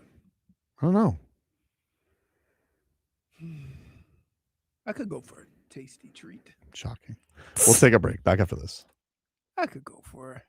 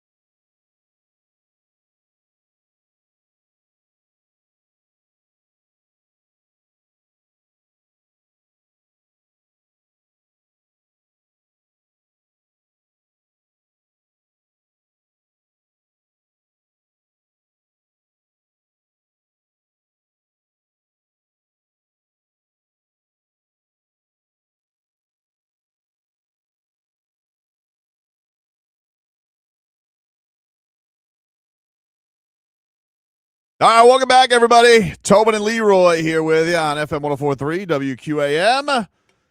We'll take you guys up until 2 here on the program.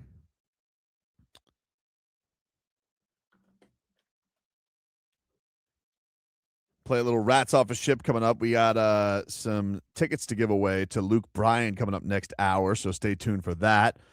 Giving away a pair every single week as we are officially in the football off season. As the Miami Dolphins will get into high draft time and try and get going to figure this thing out, and we'll see what ends up happening with all the big fish that they have on the team and all the big money that they have on the team and who's going to stick around and whatnot.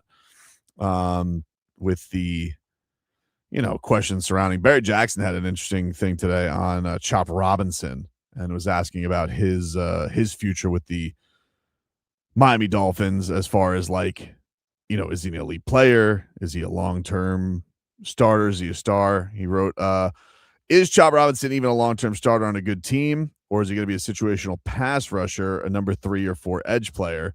If the answer is the second, then they need to add another it's another big need for the long list of Dolphins needs. Robinson's season was worrisome because he didn't put heat on the quarterback nearly at the level that he did as a rookie in 2024. His 21% pass rush win rate was the highest by a rookie since Micah Parsons in 2021.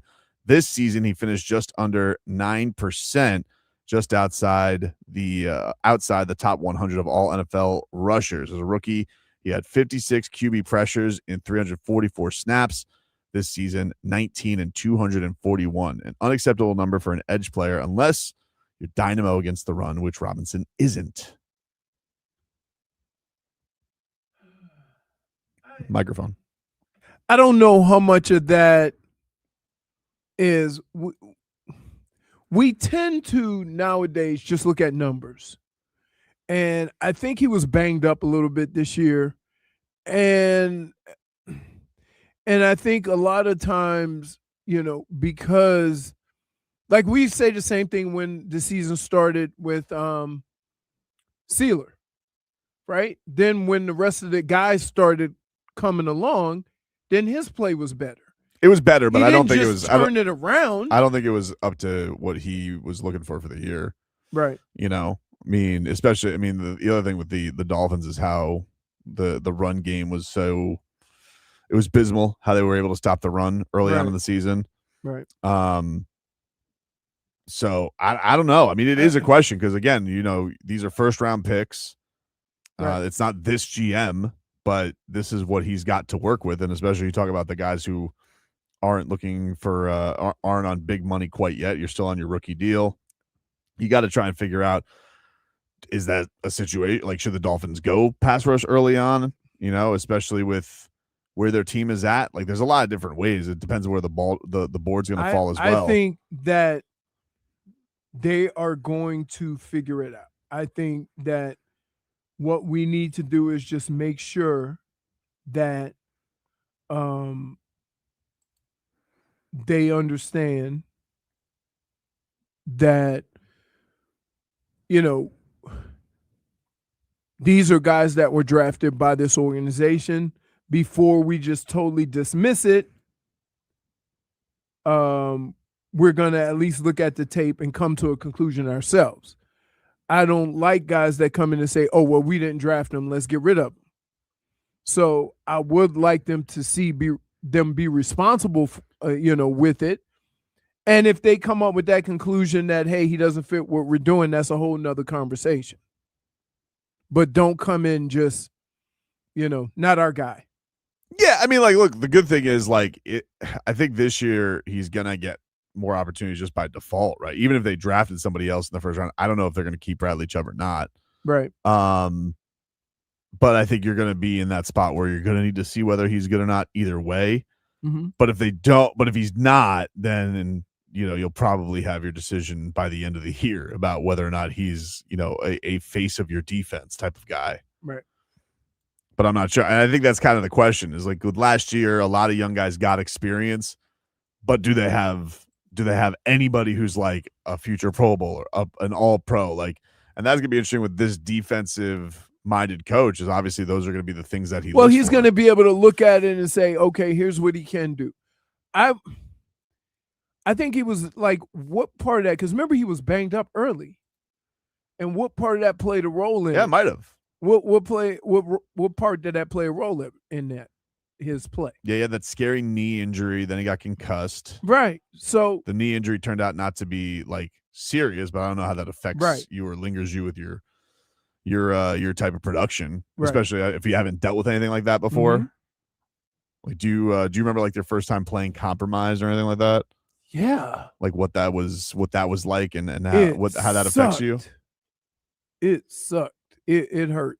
I would say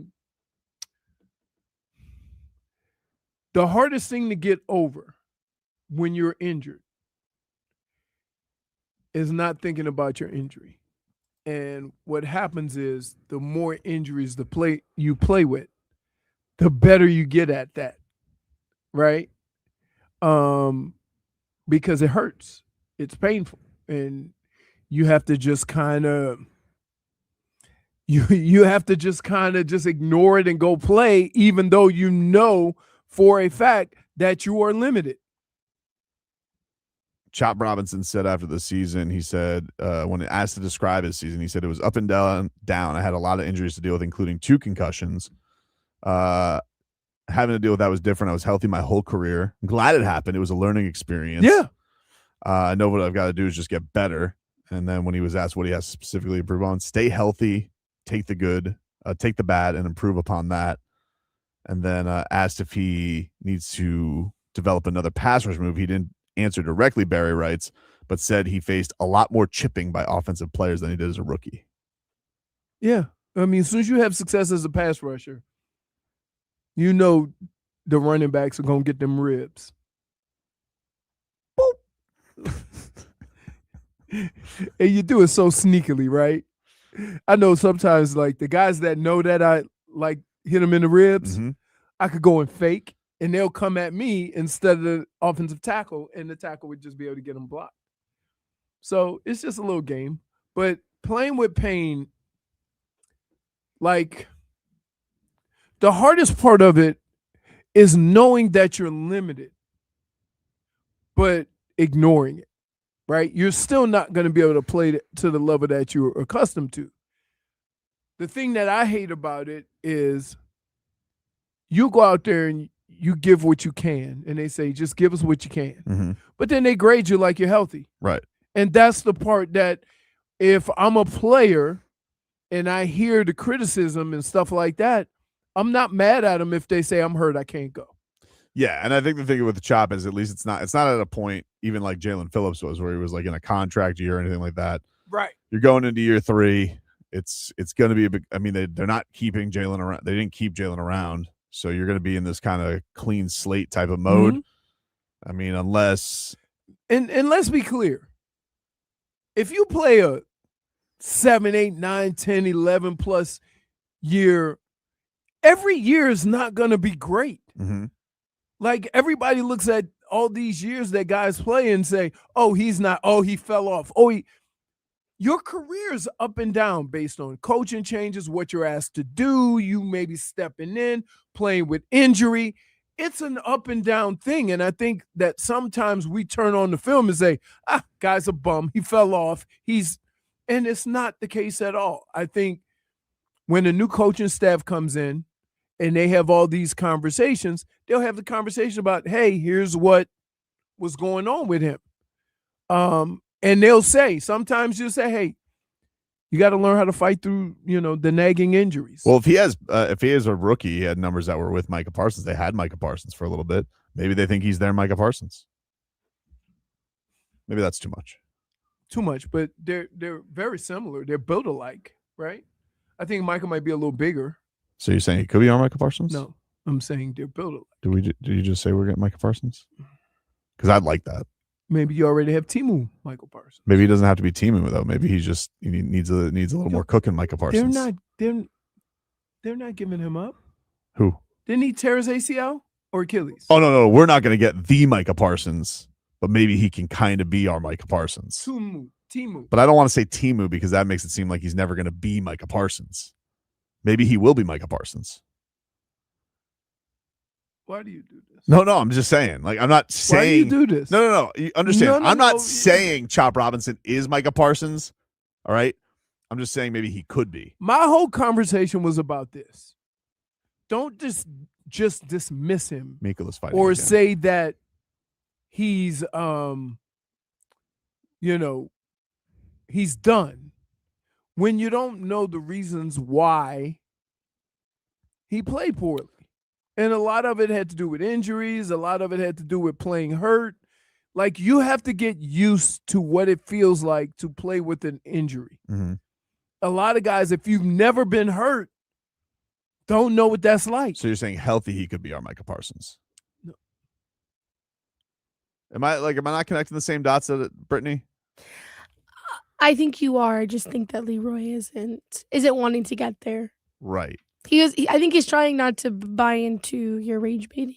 I'm not rage baiting. I'm Yes, you asking. are. No, I'm Yes, not you are. rage You baiting. want- I'm not a rage baiter. you are. I'm not. You I'm not a rage Thank you, baiter. Brittany. You are. No, to I'm not. say he's Michael Parsons. No, I'm not right? saying Because, I want to be clear here. Because like 6 months ago, everybody was calling him a bum. Right. Well, I'm not. I'm asking. See, I'm trying to talk this through with you because of your professional experience, right, with young players. So like, I'm trying to just.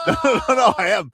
I'm just, as a man very experienced in football, I just want to walk through the whole park here and be like, okay, so he's not a bum, maybe with some Micah Parsons like qualities. He's been playing NFL football for 2 years. Right. So what I'm saying is, it could be that he's a bit player, but also maybe he's Micah Parsons. I'm not saying that. Yeah, you're not saying that, but you're not saying have that. more respect for Michael Parsons, who's done it. Sure, but you're not saying it, right? No. Wink. You find this funny? Like funny, haha? Like I amuse you? She does find it funny. Mikal is fighting again.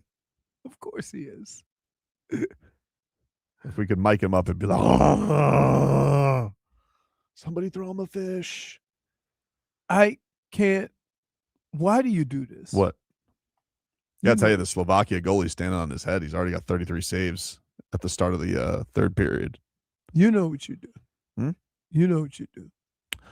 But Barry wrote that he had Micah Parsons type numbers his rookie year. Maybe that's still in him. And these guys had Micah Parsons. You know what I'm saying? Mm-hmm. All right. Take a break. I hear you. Take a break. Not buying it. When we come back, a little game we like to call Rats Off a Ship. Next.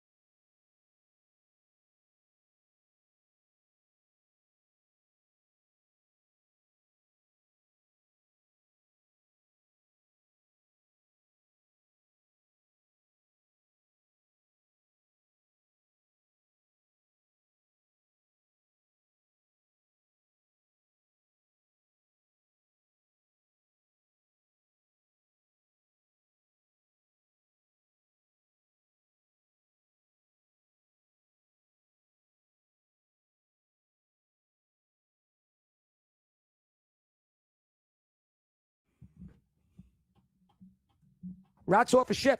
Game 6. Rats off a ship.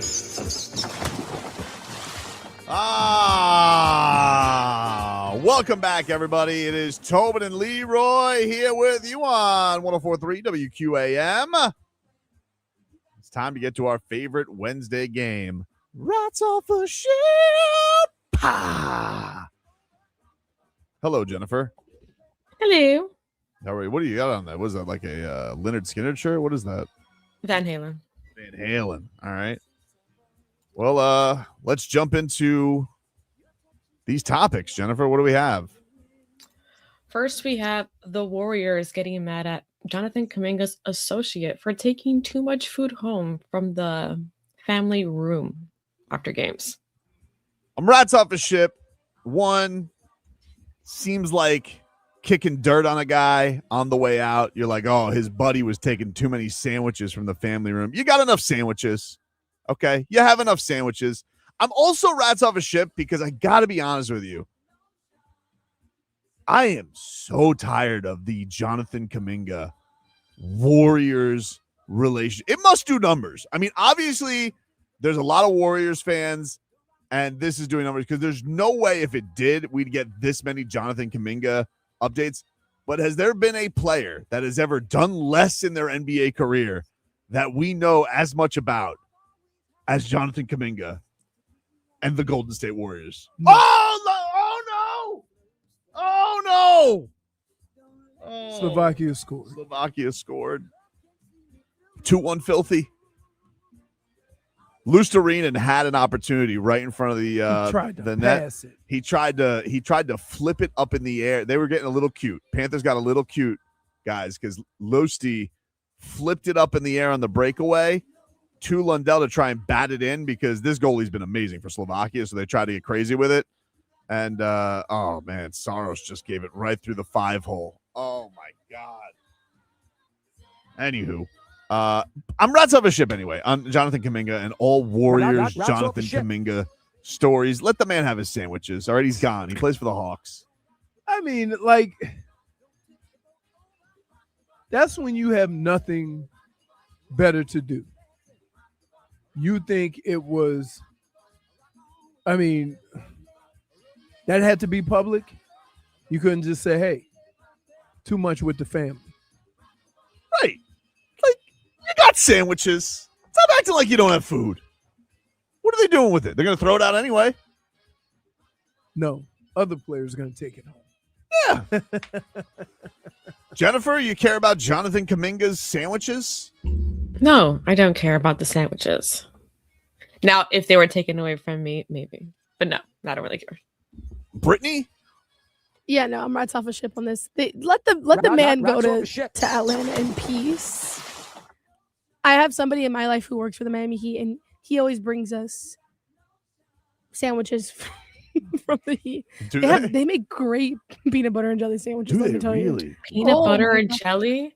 Oh, those players, they're eating well, let me tell you. I'll tell you one thing. When I walk by those, if I ever do like radio pregame and I walk by those suites, those empanadas that they have at the friggin' suite there, oh my God, they look amazing. The food. Not that I've ever taken them out of there before. I've never taken them out, but they look amazing. Yeah. Allegedly, the Miami Heat make great peanut butter and jelly sandwiches. What's number 2, Jennifer? What's peanut butter and jelly sandwiches as an adult? I like it. I like peanut butter and jelly. They're delicious. Don't you eat that, Leroy? Don't PB&J shame me. I don't eat PB. I don't know. Don't yuck our yum, Leroy. How many times do I have to tell you this? I do not eat peanut butter and jelly. Ladies and gentlemen, the Yum Yucker. I can't yum yuck you. You just eat food. If it's food, you eat it. Leroy. I really don't care for that term. Yum Yucker? Yeah. Why? It just sounds weird. It's a great saying. Yeah. He's a Yum Yucker. He's a Yum Yucker. No, I'm not. I'm going to get Mike Biamonte to go for Yum Yucking. He'll be like, excuse me? Excuse me? What's Like, number I'm not 2, doing Jennifer? Todd Monken is considering Deshaun Watson to start at QB over at Shedeur Sanders. Rats off a ship. This dude is damaged goods. Rats He's off no the good ship. at football anymore. Shedeur Sanders seems pretty popular with the Browns fans. They all like doing the thing with the wrist. Like, enough of Deshaun Watson. Rats off a ship, Leroy. Yeah, I mean, I guess. Like, they got other problems. They got so many problems. Like, they'll figure it out. They got 3 quarterbacks. Nobody knows who the Browns want to play quarterback. Mm-hmm. So just let it play out. I have a feeling Deshaun Watson's going to be the quarterback, to be honest with you. Jeez, really? Yeah. Crazy. That is genuinely insane franchise behavior with how he's gone about Really? this. Yeah, it is. He's been hurt. And when he was healthy, how'd he play? Terrible. Yeah. But I will tell you, of your options, Deshaun Watson might be the best option. Not saying much about your options. That is correct. Jennifer? Rats off a ship. Rats off a ship. Now Slovakia's on the power play, Leroy. We're in trouble. There's little Finland. Why'd you have to get so cute with it, Lusty? Yep. Now they got to play catch up. This dude's amazing. I can't pronounce his name on Slovakia. Their goalie is incredible. Brittney? I'm rats off a ship on Deshaun Watson. I've been rats off a ship on Deshaun Watson. Rats off a ship. I think we are. I think a lot of people are off the, ship with Deshaun Watson. But I'm just saying that, like, let's be honest and stop acting like we have a whole bunch of different options. But how about you try developing players that you drafted for? Yeah. Agree with all that. Do you think it's the owner? Do you think the owner wants to get like one more spin around the block? I would say if I had given $230 million to a guy, I want to suck all or squeeze all of the juice I can get out of that. Oh, no. 3-1 power play goal for Slovakia. This puppy might be over, dude. Yep. Wow. Stop. I know. I really want you to clip that too. No. I will. Don't No, worry. I tried to catch it. Sorry. But unfortunately, you can tell, look at him. It's the way you said it, Leroy. It's the way you said it. But I caught myself. I'm like, nope. It that's didn't not gonna sound help. right. It didn't help. -1 That ain't gonna sound for making it weird. I didn't make it weird. For making it weird. What's number what's number 3, Jennifer? Well, earlier in the show, you did remind us, and thank you for that. Mm. Valentine's Day Yeah, I'm not rats off a is ship on Saturday. Friday, You Saturday? better not be. So on Saturday. I'm not rats off a ship on Valentine's Day. I love Valentine's Day. You don't love Valentine's Day? I love Valentine's Day. I love Valentine's Day. I'm not rats off a ship on Valentine's Day. Sounds like you guys don't, but okay. Yeah, it sounds like you're trying. I do love you just- Valentine's Day. I feel like you're just trying not to get in trouble. No, I genuinely Mrs. love Tobin. Valentine's Day. I don't get in trouble. Our first date was on Valentine's Day. Oh, really? Yep, at a Chili's one night before. Precious. I paid. I would hope so. So I'm not, I think it's actually 20 years this week. First Aw. date with Mrs. Tobin. Ooh. Yep. I'm trying to think. How long has it been? Wait, 20 years already? 20 years, not married, but dating. Yeah. No, right. Yeah. 20 I mean, years 20 was like when I met my best friend. 23 years. I was 6 years old 20 years ago. Wow. 23 years. Ooh. So 6 years old, and you remembered the Miami Heat winning the championship. Yes, I do. I don't believe her. I don't know why you don't It's a believe long-term me. memory of a 6-year-old. It's a core memory. Have you ever heard of a core That's memory? a core memory. Yeah. No, I think that's something people made up. Core memory. No, it's really not. I think it's Don't a blame your made-up thing. amnesia on me. I remember I think that you watched- championship. You know what I very remember vividly. I from think when you I was watched- 6? I don't like squash. I think you remembered That's it. I think you watched the 2006 DVD and like that when you were like 13 and you're like, oh yeah, I was there. No, I remember No. it so Hey, vividly. there's Don't take been- that experience away from By me. the way, there's been 27 million Floridians who have been to the OB. Yep. And also everybody was at Roy Halladay's perfect game. Yep. So many people were there that the Marlins continued to sell tickets with the 5,000 people or the people that didn't show up. Dade South says Tobin remembers random Marlins players from his youth. Yeah, I do, but like again, it was more like 9, 10. Like I don't appreciate this. I don't appreciate what's happening what do you right mean, now. dude? No, because why are you gonna tell me that I don't remember that? I have such vivid memories of it. Vivid. Like very From when vivid. you I were remember 6? bean in the car All right. driving down 8th Street. And you were like, Papa, where are we going? Yes, I had a British accent back then.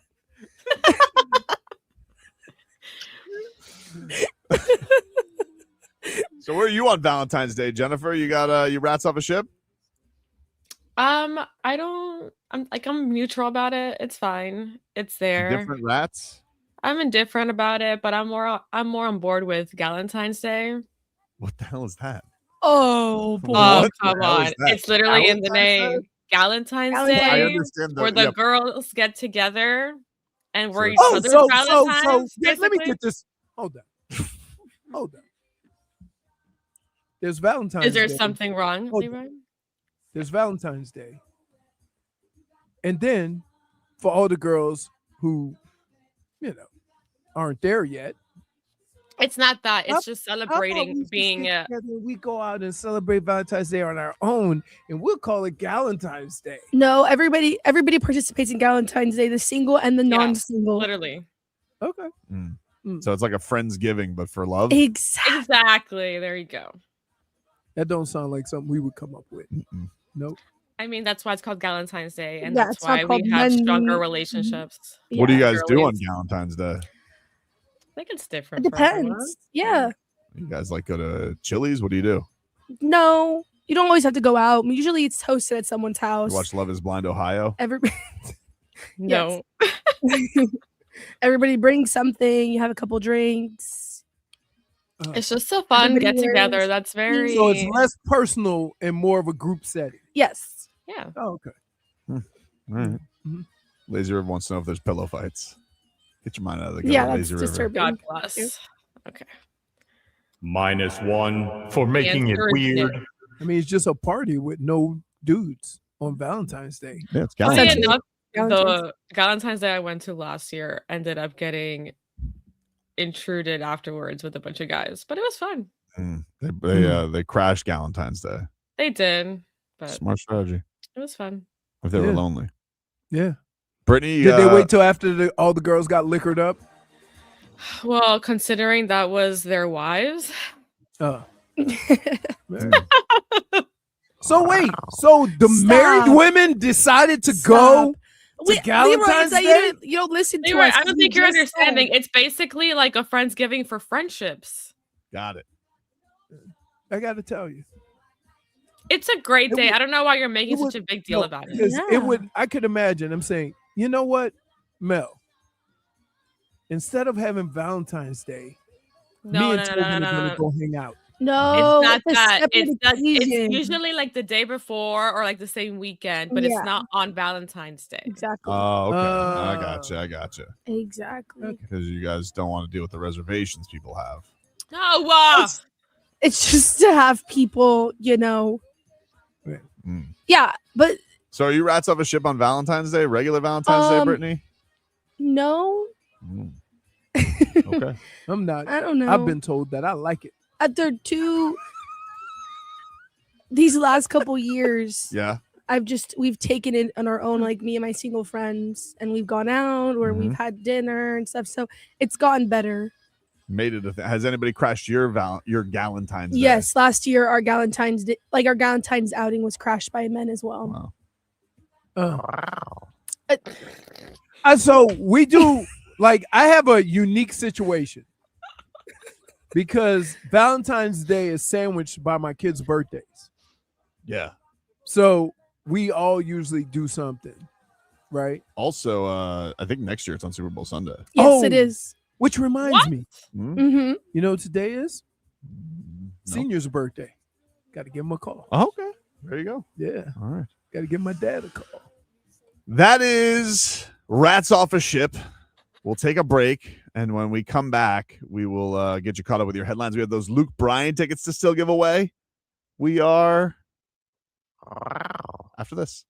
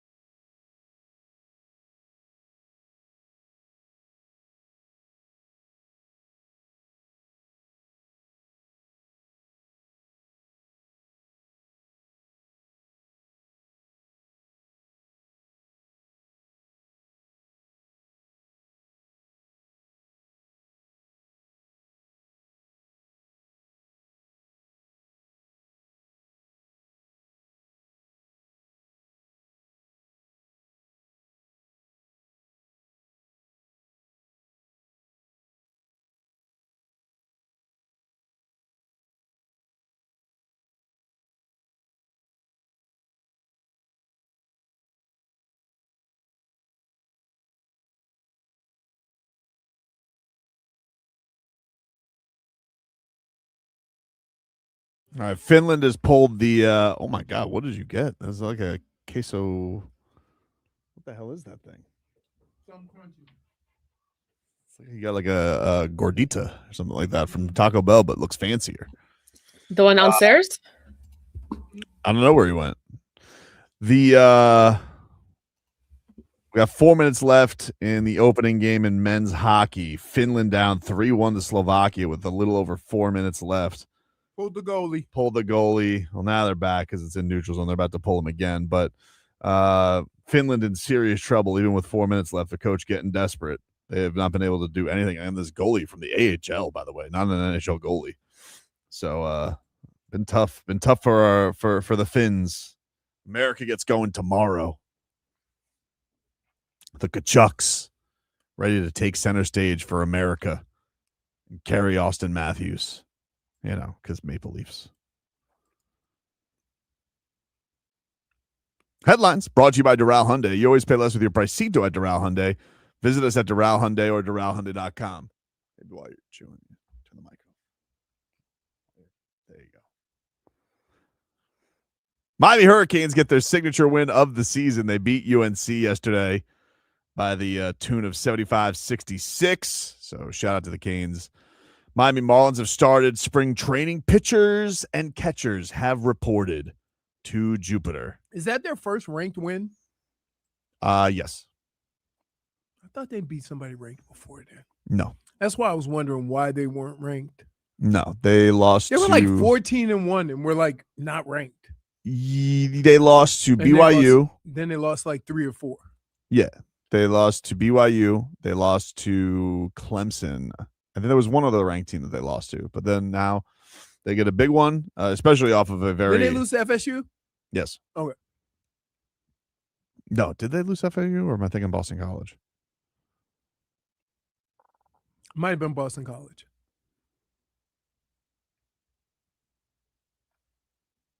They did lose to FSU by 2. Yeah. They lost to Cal, 86-85. They beat Boston College on the road this weekend, and they just won against UNC. They have one more ranked one right as of now. It's Virginia, the Fighting John Crotties.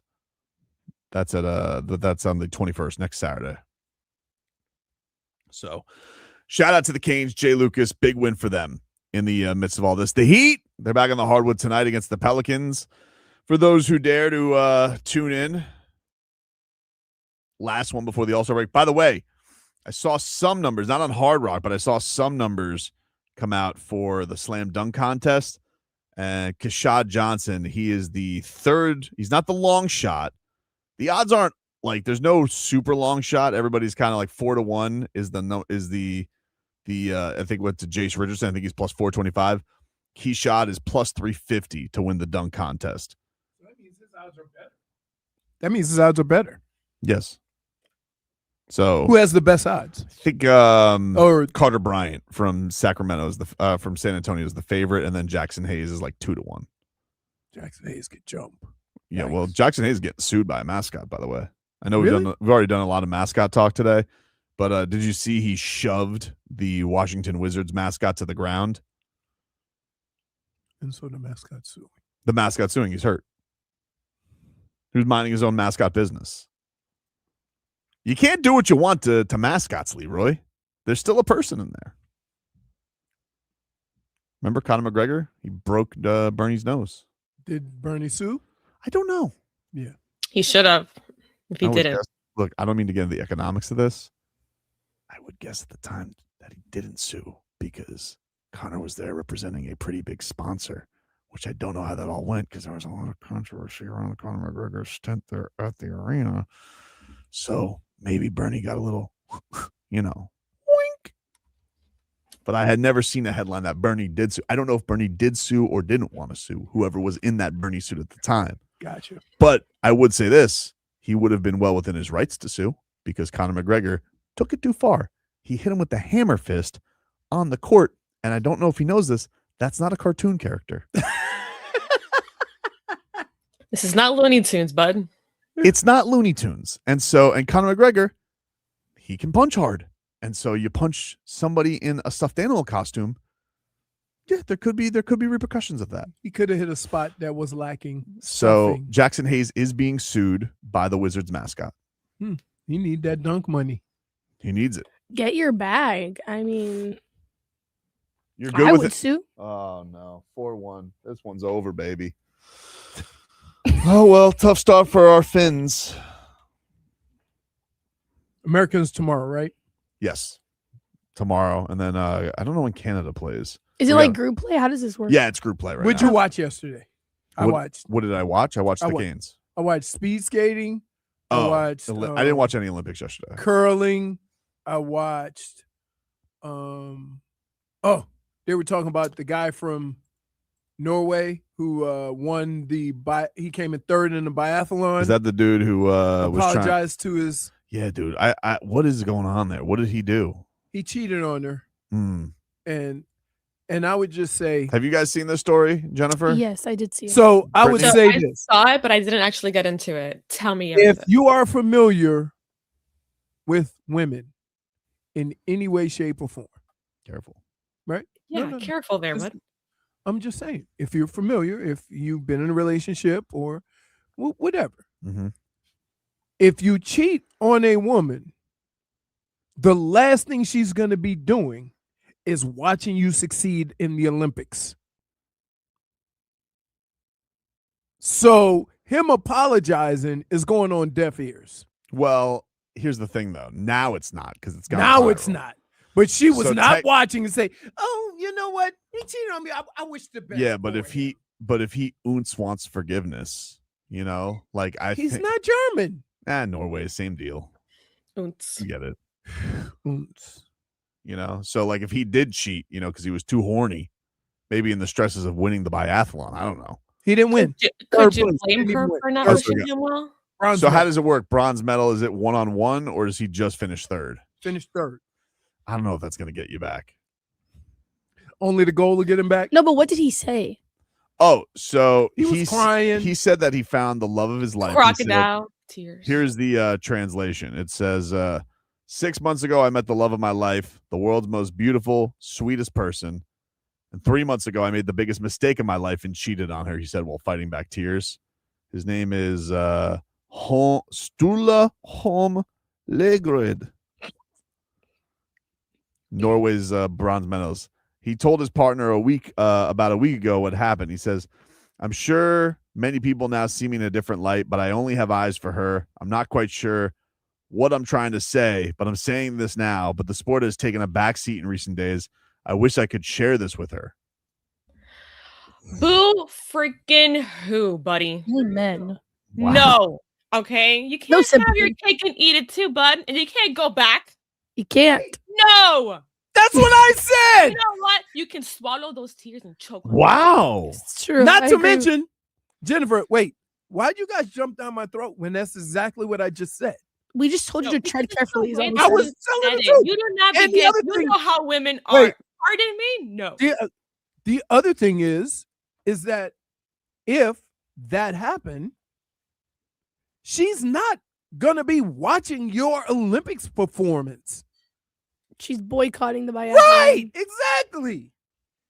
Critics said his timing was poor after stealing the spotlight from Boten, who overcame emotion after his victory and paid tribute to his friend and teammate Silvert Guttenbakken, who died in December. So apparently this whole thing is taking So this thing is taking some charge. shine away from a past teammate. And I think the other guy won gold. We call that unselfish. Exactly. No, we call I was about to say that. That story, like that's where we are in the world, and that when that story is better than, you know. Who does that? Like, who? You just won a medal at the Olympics. Well, he couldn't enjoy it, you know, like he was overcome. He's like, this feels empty. He should have thought about that before he cheated on her. Fair point. That's Nobody's usually what saying happens. It feels You know, I think what happened is the new girl dumped him too. oh, you think his side piece? Yeah. So now he's Interesting. no. Well, I good. don't know how horny he can be training for the Olympics. But from what I heard, he told her he cheated. Well, yeah, he said. Does that make it better? Does he want a cookie? That means she was going to find out anyway. But now he's this is kind of one of those public shamings. Like, you're putting it all out there. You don't want to make it seem like you're some good guy behind the scenes. He has it all out there. So now maybe they could start anew. He's trying to fluff it up and be like, she was the best girl I've ever had. Maybe she was the best girl he ever had, and he just got horny. What? Damn right. Pipe down, Drake. What? He's just gonna keep saying horny until someone acknowledges him. Pipe down, Drake. Why? What does that have to do with Drake? Drake's song is best I ever had. Okay. Yeah, it's in today's day and age, though, calling me Drake. I mean, calm down. He's got some reputation building to recur. If it was Frog Boy, he'd take it as an honor. He loves Drake. I'm just like, no. First of all, and if you cheated on a girl and you went out publicly like that, you think maybe you embarrassed her, right?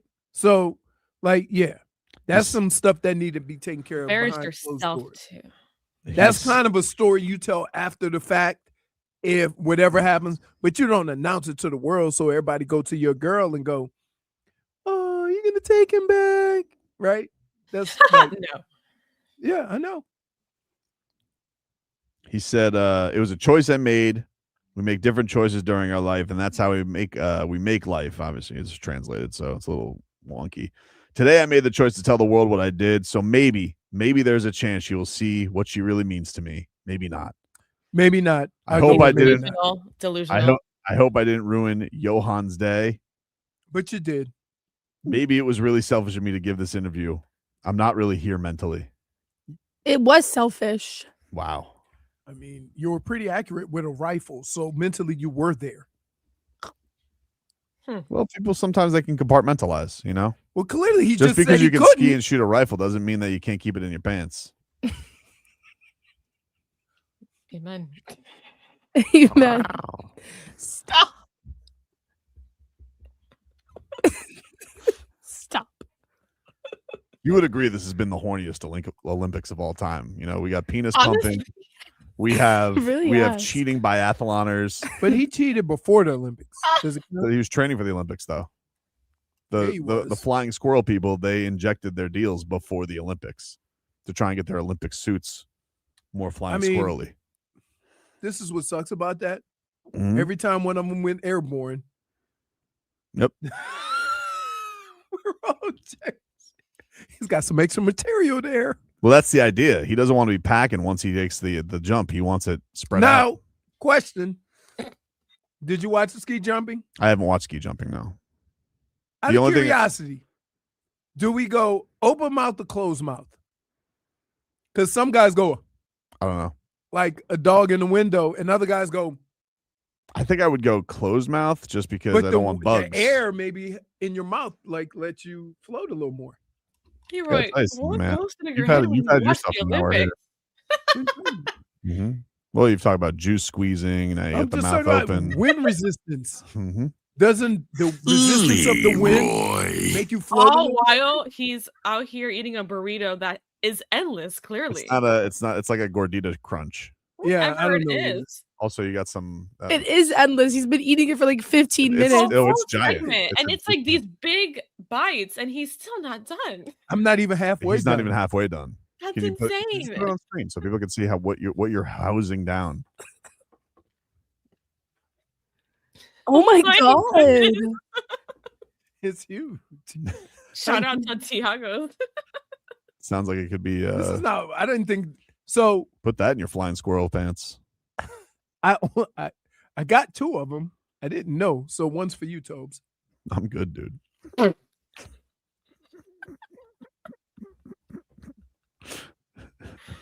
Schmeathan says, eating a gordita while doing a show with a gordito. Yeah.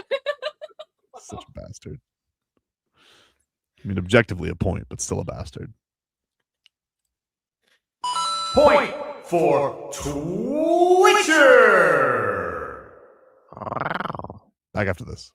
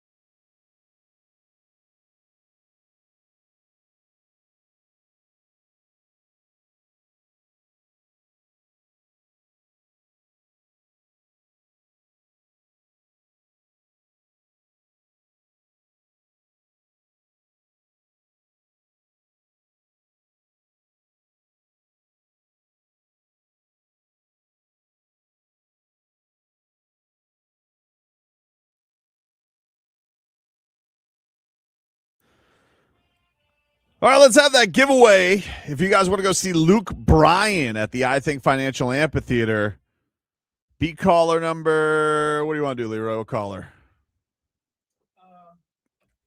Let's go caller 4. All right, caller. For the goals that Finland just gave up. Yeah, Finland lost to Slovakia. I know you're busted up about it, Jimmy. It's unfortunate. Losterinen and Lundell had a chance to tie it up. Got away from them. So they'll have to rally the Finns. But if you guys want to go see Luke Bryan at the I Think Financial Amphitheater right now, be caller number 4 to 305-567-0560. Caller 4 to 305-567-0560. And you guys can win tickets. He is coming to the I Think Financial Amphitheater in September with special guests Lauren Watkins, Laney Gardner, Randall King, and DJ Rock. And we're giving away tickets all week. Today at 1:20. We'll have to let you know the time for tomorrow. But right now, caller 4 to 305-567-0560 will get the tickets. This is a Live Nation show. Check that on out. A couple of boxing notes, by the way. Jaron Boots Ennis and Virgil Ortiz, they are thinking about doing a fight in April in Las Vegas for their interim judo middleweight titles. Those are the fake titles. Not the ones that Xander Zayas has. Maybe you not guys the ones that anybody won. Not the one that Xander Zayas has. Maybe you guys want to go fight him, but whatever. Errol Spence, by the way, is also going to make his return to the ring, apparently, Leroy. He has not fought since losing to Terence Crawford. Really? Well, that wasn't a loss. That was, holy smokes. That was an ass kicking. Yeah. That was an obliteration. He will be, he's going to be taking on Tim Tszyu, Costa Tszyu's son. Yeah, he's kind of been in that middleweight contender range, but suffered some losses. So he's taking him on, and that'll be sometime in the summer. So those are some of the boxing news and notes that are floating around there in the sweet science world. Mark Cuban is also trying to buy back the Mavericks. God, he's the worst. He's the worst, dude. Like, honestly, can you does nobody smell a rat with this stuff? Honestly, I'm being honest here. With this Mark Cuban, all of a sudden, after the Luka trade is done, he has this regret. He's no longer a bigwig. Nobody cares. He tries to buy love. He tries to buy love with Indiana. Nobody cares about him. All right, because who got all the shine? Signetti. Did Mark Cuban really get that much shine? Not really. A little bit, maybe a little bit, but that was, I think the coach got most of the shine. And Mark Cuban, he loves attention. So I really think that this Luka trade, he said he would have stopped it. I don't think he would have stopped it. I think he wanted the Luka trade to happen because then he knew everybody hates it. And now all of a sudden the Dallas people are out of there. He's going to try and buy the Dallas Mavericks at a bargain rate. It's just something to miss about him, dude. I'm telling you. There's something about him. I'm just like, something's a little off. And so, now you want to buy the Mavericks back. No, too late. No backsies. You know what it should be? It should be like a buyout. It should be like a buyout. You can't come back. Got to be 2 owners removed before he's allowed to buy it back. And I know he's like hiring a private, like he's teaming up with a private firm, so I don't know who's going to be the guy, whatever. Oh, he's trying to buy the team back? No. Yeah. Why? Because he's got no attention. No, I know that. Literally amazing. Listen, I know he just said it, but I'm like, that sounds ridiculous. Yeah. Because why would you sell a team? Did you just think this was one of my run-of-the-mill Mark Cuban rants? No, it never dawned on me that, wait a minute, he sold the team. He lost his power, which is more important than selling the team. Yeah, they said, you're going to keep the power. He wants his power back. Yeah. It's not even the team. But if I'm just bought the team, I'm giving an upcharge, right? I would think you're giving an upcharge, but maybe the value's gone down without Luka. I don't know. Cooper Flag. It's Cooper Flag, but he's not Luka. Not yet. Just because and Cooper Flag's looked awesome, but he ain't Luka. He's not. That just sounds crazy to me. He's you got that much money that you could sell a team for billions of dollars, knowing that it's going to cost you more to buy it right back. Yeah. Well, I think that I think There's been a long thing that the rumor is the people who bought the Mavericks wanted to move them to Las Vegas and they got shot down, that they weren't allowed to. Oh, so now he'll buy them back so they could stay in. And if they weren't allowed to do that, they wanted to get casinos approved in Dallas. That got shot down. So I think that their whole MO of buying the team, putting casinos in, I think even in the arena, I think that all got like nuked. And so now Mark Cuban's like, oh, that's a shame. You guys should trade Luka, even though he said I would have stopped it. Now all of a sudden everybody hates them, wants them out of town. Oh, we got to sell the Mavericks back at a discount. And Now guess Mark who's Cuban, waiting? who's waiting? Mark Cuban. I'm telling you, dude, there's something. The whole situation is weird. Something's amiss. Something's That amiss. whole situation is all weird. of a sudden, he hasn't sold the team. He didn't sell the team a year ago. No, he sold the team like 3 years ago. 3 years for how much? Do we know how much? I don't think he got like crazy amount because he still owns part of it, right? Let's see. He sold his majority stake, approximately 77% of the Mavericks in late 2023 for a valuation roughly of $3.5 billion. So 75%. So that means somebody else owned a quarter of it. He purchased the team in 2000 for $285 million. 10 times. But he has 0% of power or attention anymore because nobody cares what he has to say. That's why he has to go and he had to buy love with Signetti, but nobody cares about Mark Cuban owning the Indiana Hoosiers. They only care about Signetti. Right. Just think about that. When you rather go to a guy that has zero personality. Right. But they like that. Like that's the charm of him. Right. That he's like, just a curmudgeon. Now we'll see how much they like it without adorable Fernando Mendoza around him. I mean, Belichick was the same way, and Cleveland hated him. Mm-hmm. Right. All right. But he got rid of. I wasn't. By the way, you knuckleheads, I wasn't mentioning that Cuban wants to buy the team back because I didn't hear it. I'm like, that sounds like the craziest thing I've heard in a while. Like shocked. Gotcha. Hmm. I believe you. No, you don't. I believe I you. don't. No, I do. Look at me. I believe you. No, you don't. I believe you. No, you don't. Good for you, man. -1 for deception. Not deception. For lying. I'm not lying. Leroy, you acted so Something. shocked when you heard it the first Semantic samurai. No, I wasn't shocked. I heard it before. You said, I'm just- wait. He wants to I'm buy like, the team. wait, so this guy, I'm saying no. So wait, this guy wants to buy the team back? You It didn't sounds say ridiculous. wait. You said oh. Like you didn't. It's okay.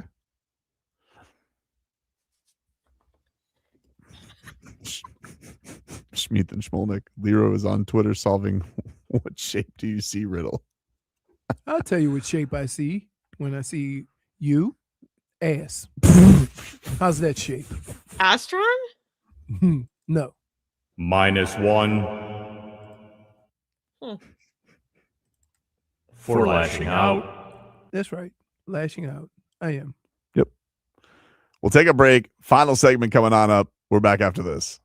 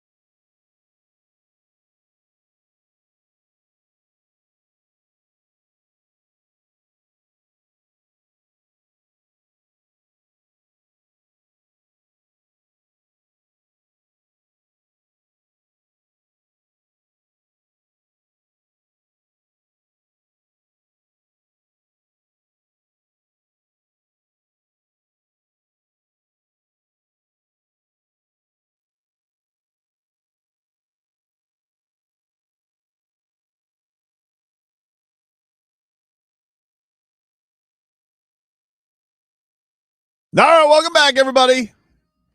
Tobin and Leroy here with you on FM 104.3 WQAM. We'll take you guys up until 2 here on the program. If you missed any of the show, you guys can get that on YouTube and Twitch. 104.3 WQAM on YouTube. Miami 104.3 WQAM on Twitch. And we'll keep it rolling here as you got the Heat back in action tonight. And well, hopefully they can erase the stink of that embarrassment that happened. According to Anthony Chang, Vlad Golden is being recalled from Sioux Falls, as is Keyshawn Johnson. So that'll do it. Hopefully we'll get. I believe Keyshawn Johnson had one of his best games against New Orleans last year. He did like a bunch of crazy ass dunks in that game. So maybe they'll make this happen. Well, I mean, what can I hope for anyway? Or it can make you want Zion even more. Oh, could it? You're not kidding. Hard for me. I mean, that's a hard level to get to because I am all for that. Yeah. Oh yeah, dude. Oh yeah. Could he do anything tonight that would change your mind? If he dropped 40 on the Heat, would that make you be like, no, there's just nothing? I know he's talented. I know, but so's Tyler Hero. Yeah, but come on, dude. What are you trying to say? What are you trying to say? I ain't trying to say nothing. Mm-hmm. I'm trying to say, like, yeah, I need talent to be available. Sure. So, like, if you saw him drop 40 on the Heat tonight, you'd be like, meh. I'd be like, yeah, that would be great to have him on the team. It would be great every to have night. on the team. It would Not be. 40 every night. He hasn't but missed a game since the 11th, though, dude. Okay, so the one time he actually 2 months. Okay. 2 months. All right. It's pretty good. Sure. So in his whole career, he played 2 straight months, and you're getting all hyperventilating over it. Well, hyperventilating over it. I'm just saying, like, I would be intrigued. Okay. As I have been. I'm not some Johnny come lately on the Zion block, as Brittney told you. You know, again, not like you and Jennifer, a couple of hyenas who like to pounce on falsehoods. So You know what? I really don't appreciate that. I don't appreciate catching strays. you can not appreciate it all you want, but it's the truth. I don't think so. You two will pounce on you tag team like a couple of hyenas. You think I say all these things nonstop. Why you got to compare me to an animal? Because that's how it's acting. Like a wounded bird. That's what hyenas do. Wounded bird. Yep. Well, I mean, I guess that's what you do too, you know. Especially ones that are a little noisy or know too much from house sitting. JFig's a burger. That's how you hide your lies, by throwing me under a fake bus. SDI says, I love how Leroy wants a guy who are available, and every time someone has a bad season, he says it's because they are hurt. No, that's listen. These are actual facts. Chop was banged up all year. That's not, up for debate. It was a fact. I'm saying that sometimes athletes give you what they have, and if they're playing, you want to grade them like they're 100% healthy. I get it. I understand it. I said, but you're going to have more athletes that say, no, I'm not doing that. If I'm not healthy, I'm not playing. Yeah, you're not always in the right headspace. Like a lot like Rocky 3 against Clever Lang in the first fight, you know? He just lost Mickey. He said wasn't there. Give him a little bit more training. Boom, he's on top of it.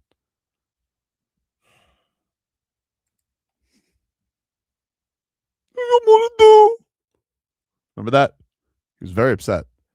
They made him go out there and fight.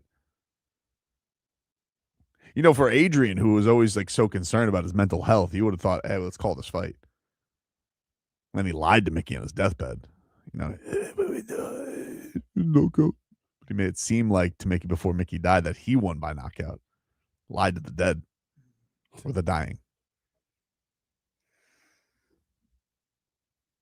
But he wasn't in the right. But you saw once he was focused, in shape, and beat Apollo Creed on the beach, he was ready to go to beat Clever Lang. That had never happened in real life. It did happen. I mean, we don't have to say it would never happen. It did happen in their real lives. In a movie. In their lives. No. That's their movie lives. In a movie. You're saying he let up?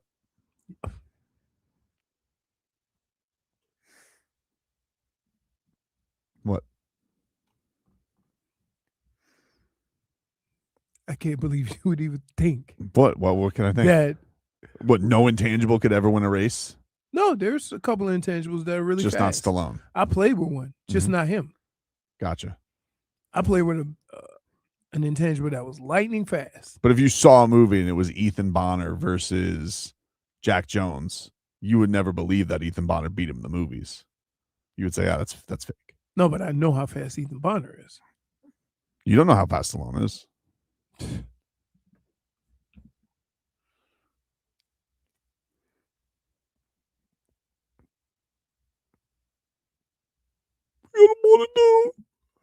That's how I feel after every Heat game. First of all,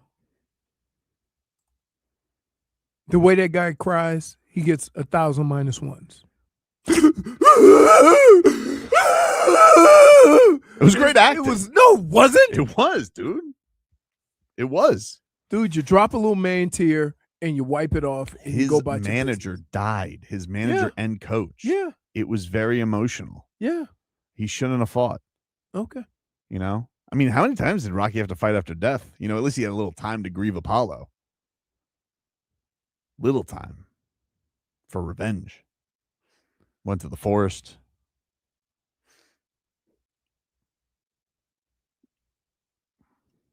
You and your Rocky.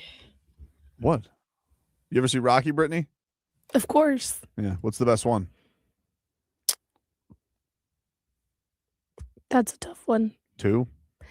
1? I think I'm 4? going to go with 1, but I really like the Creeds after. Oh, I love the Creeds. Love the Creed. Yeah. 3, they got a little wonky. Yeah, 3 got a little wonky. It was a little bit too much. Yeah, Michael B. Jordan got a little like, he was, I'm going to be artsy fartsy without a director. Yeah, the second one's great. Second one was good. I thought the second one, I think 1 was the best, but the second one's pretty good. They tried to do too many movies in 2. They tried to do like 2 movies in 1. I think they could have like spread it out a little bit. I don't know. I liked 2. What was that? You got a problem? What's wrong? You just sucked somebody else into your little game. I just asked her what her favorite Rocky was. Oh, yeah. What's the problem?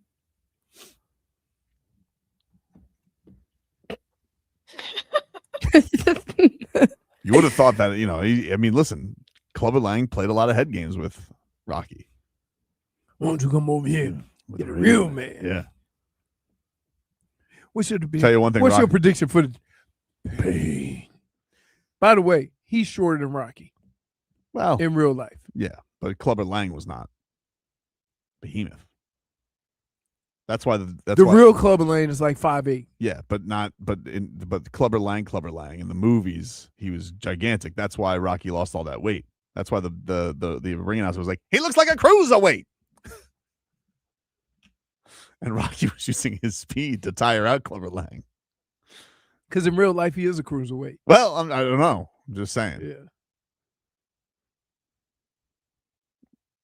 I can't believe somebody ate your fried Oreos. They're not mine. Well, why did you leave them out there? I mean, who? I know. Someone ate your fried Oreos. Someone ate your fried Who do you Oreos? think it was? Steph? Oh, yeah. Wait, all of them? No, half of them. Wow. Wow. You don't think it was, you sure it wasn't Jimmy? It probably was Jimmy. I'd put Steph before Jimmy. I'm sorry. Well, I didn't see Steph around though. Yeah, neither did I. That's what happens. That's what happens when you try to take it. So he was circling around. I'm not going to try to throw anybody under the bus, but the only person that I saw over there while we were on air earlier was Lupe. What? I mean, she doesn't really eat that much sweets like that. No, I don't know if she did. I'm just saying. She would have. Some of it was for Lupe. So I'm not going to just. Okay.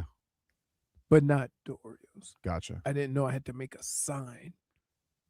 Man, this building is ruthless. Ruthless, dude. Man, That's why all I the gotta put your Oreos? Huh? That's wrong. All the Oreos? Right. That's I got wrong. a box of tacos. I got these little crunchy things or whatever. Right? I'm full. I say, you know what? Let me check this box. 3.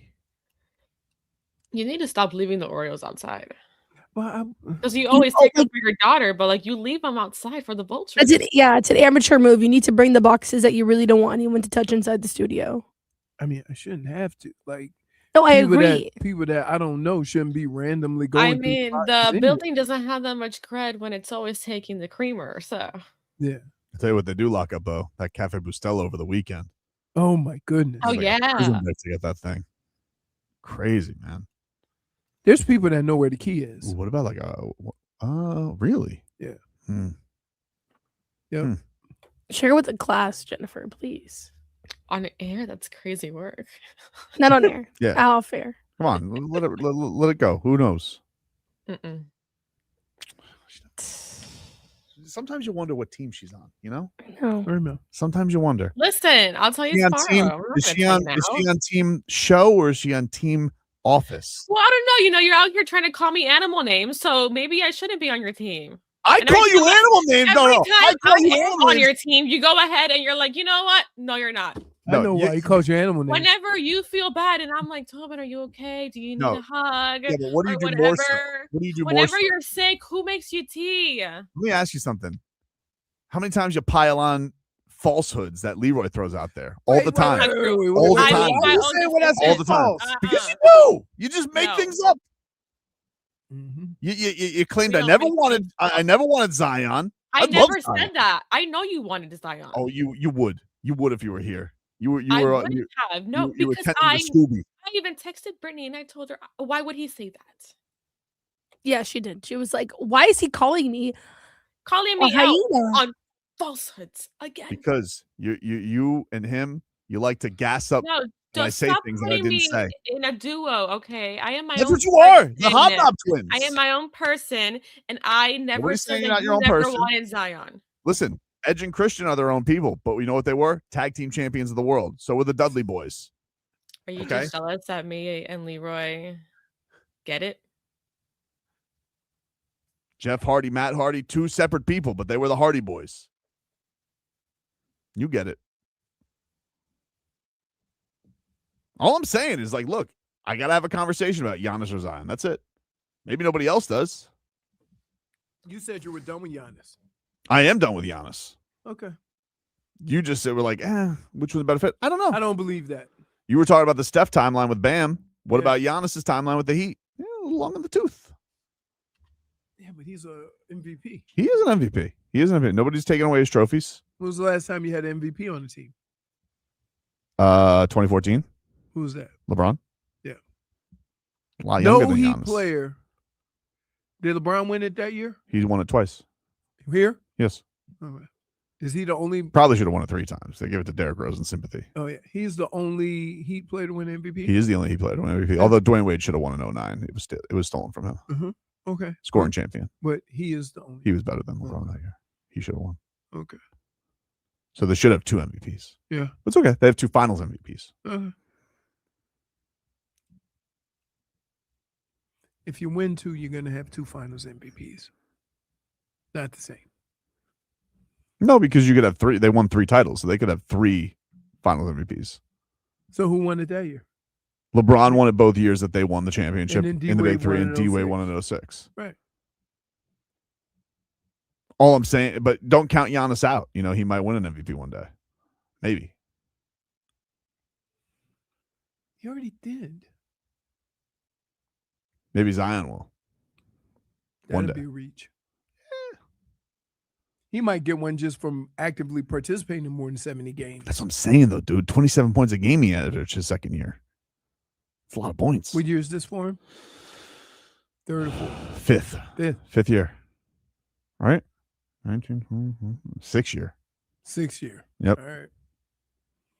Let's think about it. Try it on for size today, you know? I already tried it on. Nope. Fair enough. Not feeling it. Everybody have a great rest of your day, and we'll talk to you rascals tomorrow. He's made of glass. He likes too much ass, so Leroy's going to pass. I'm not a fan of meat next to my Snickers. I want to suck all or squeeze all of the juice I can get out of that. Horny people only right here on Tobin and Leroy. I'll see y'all when I see y'all.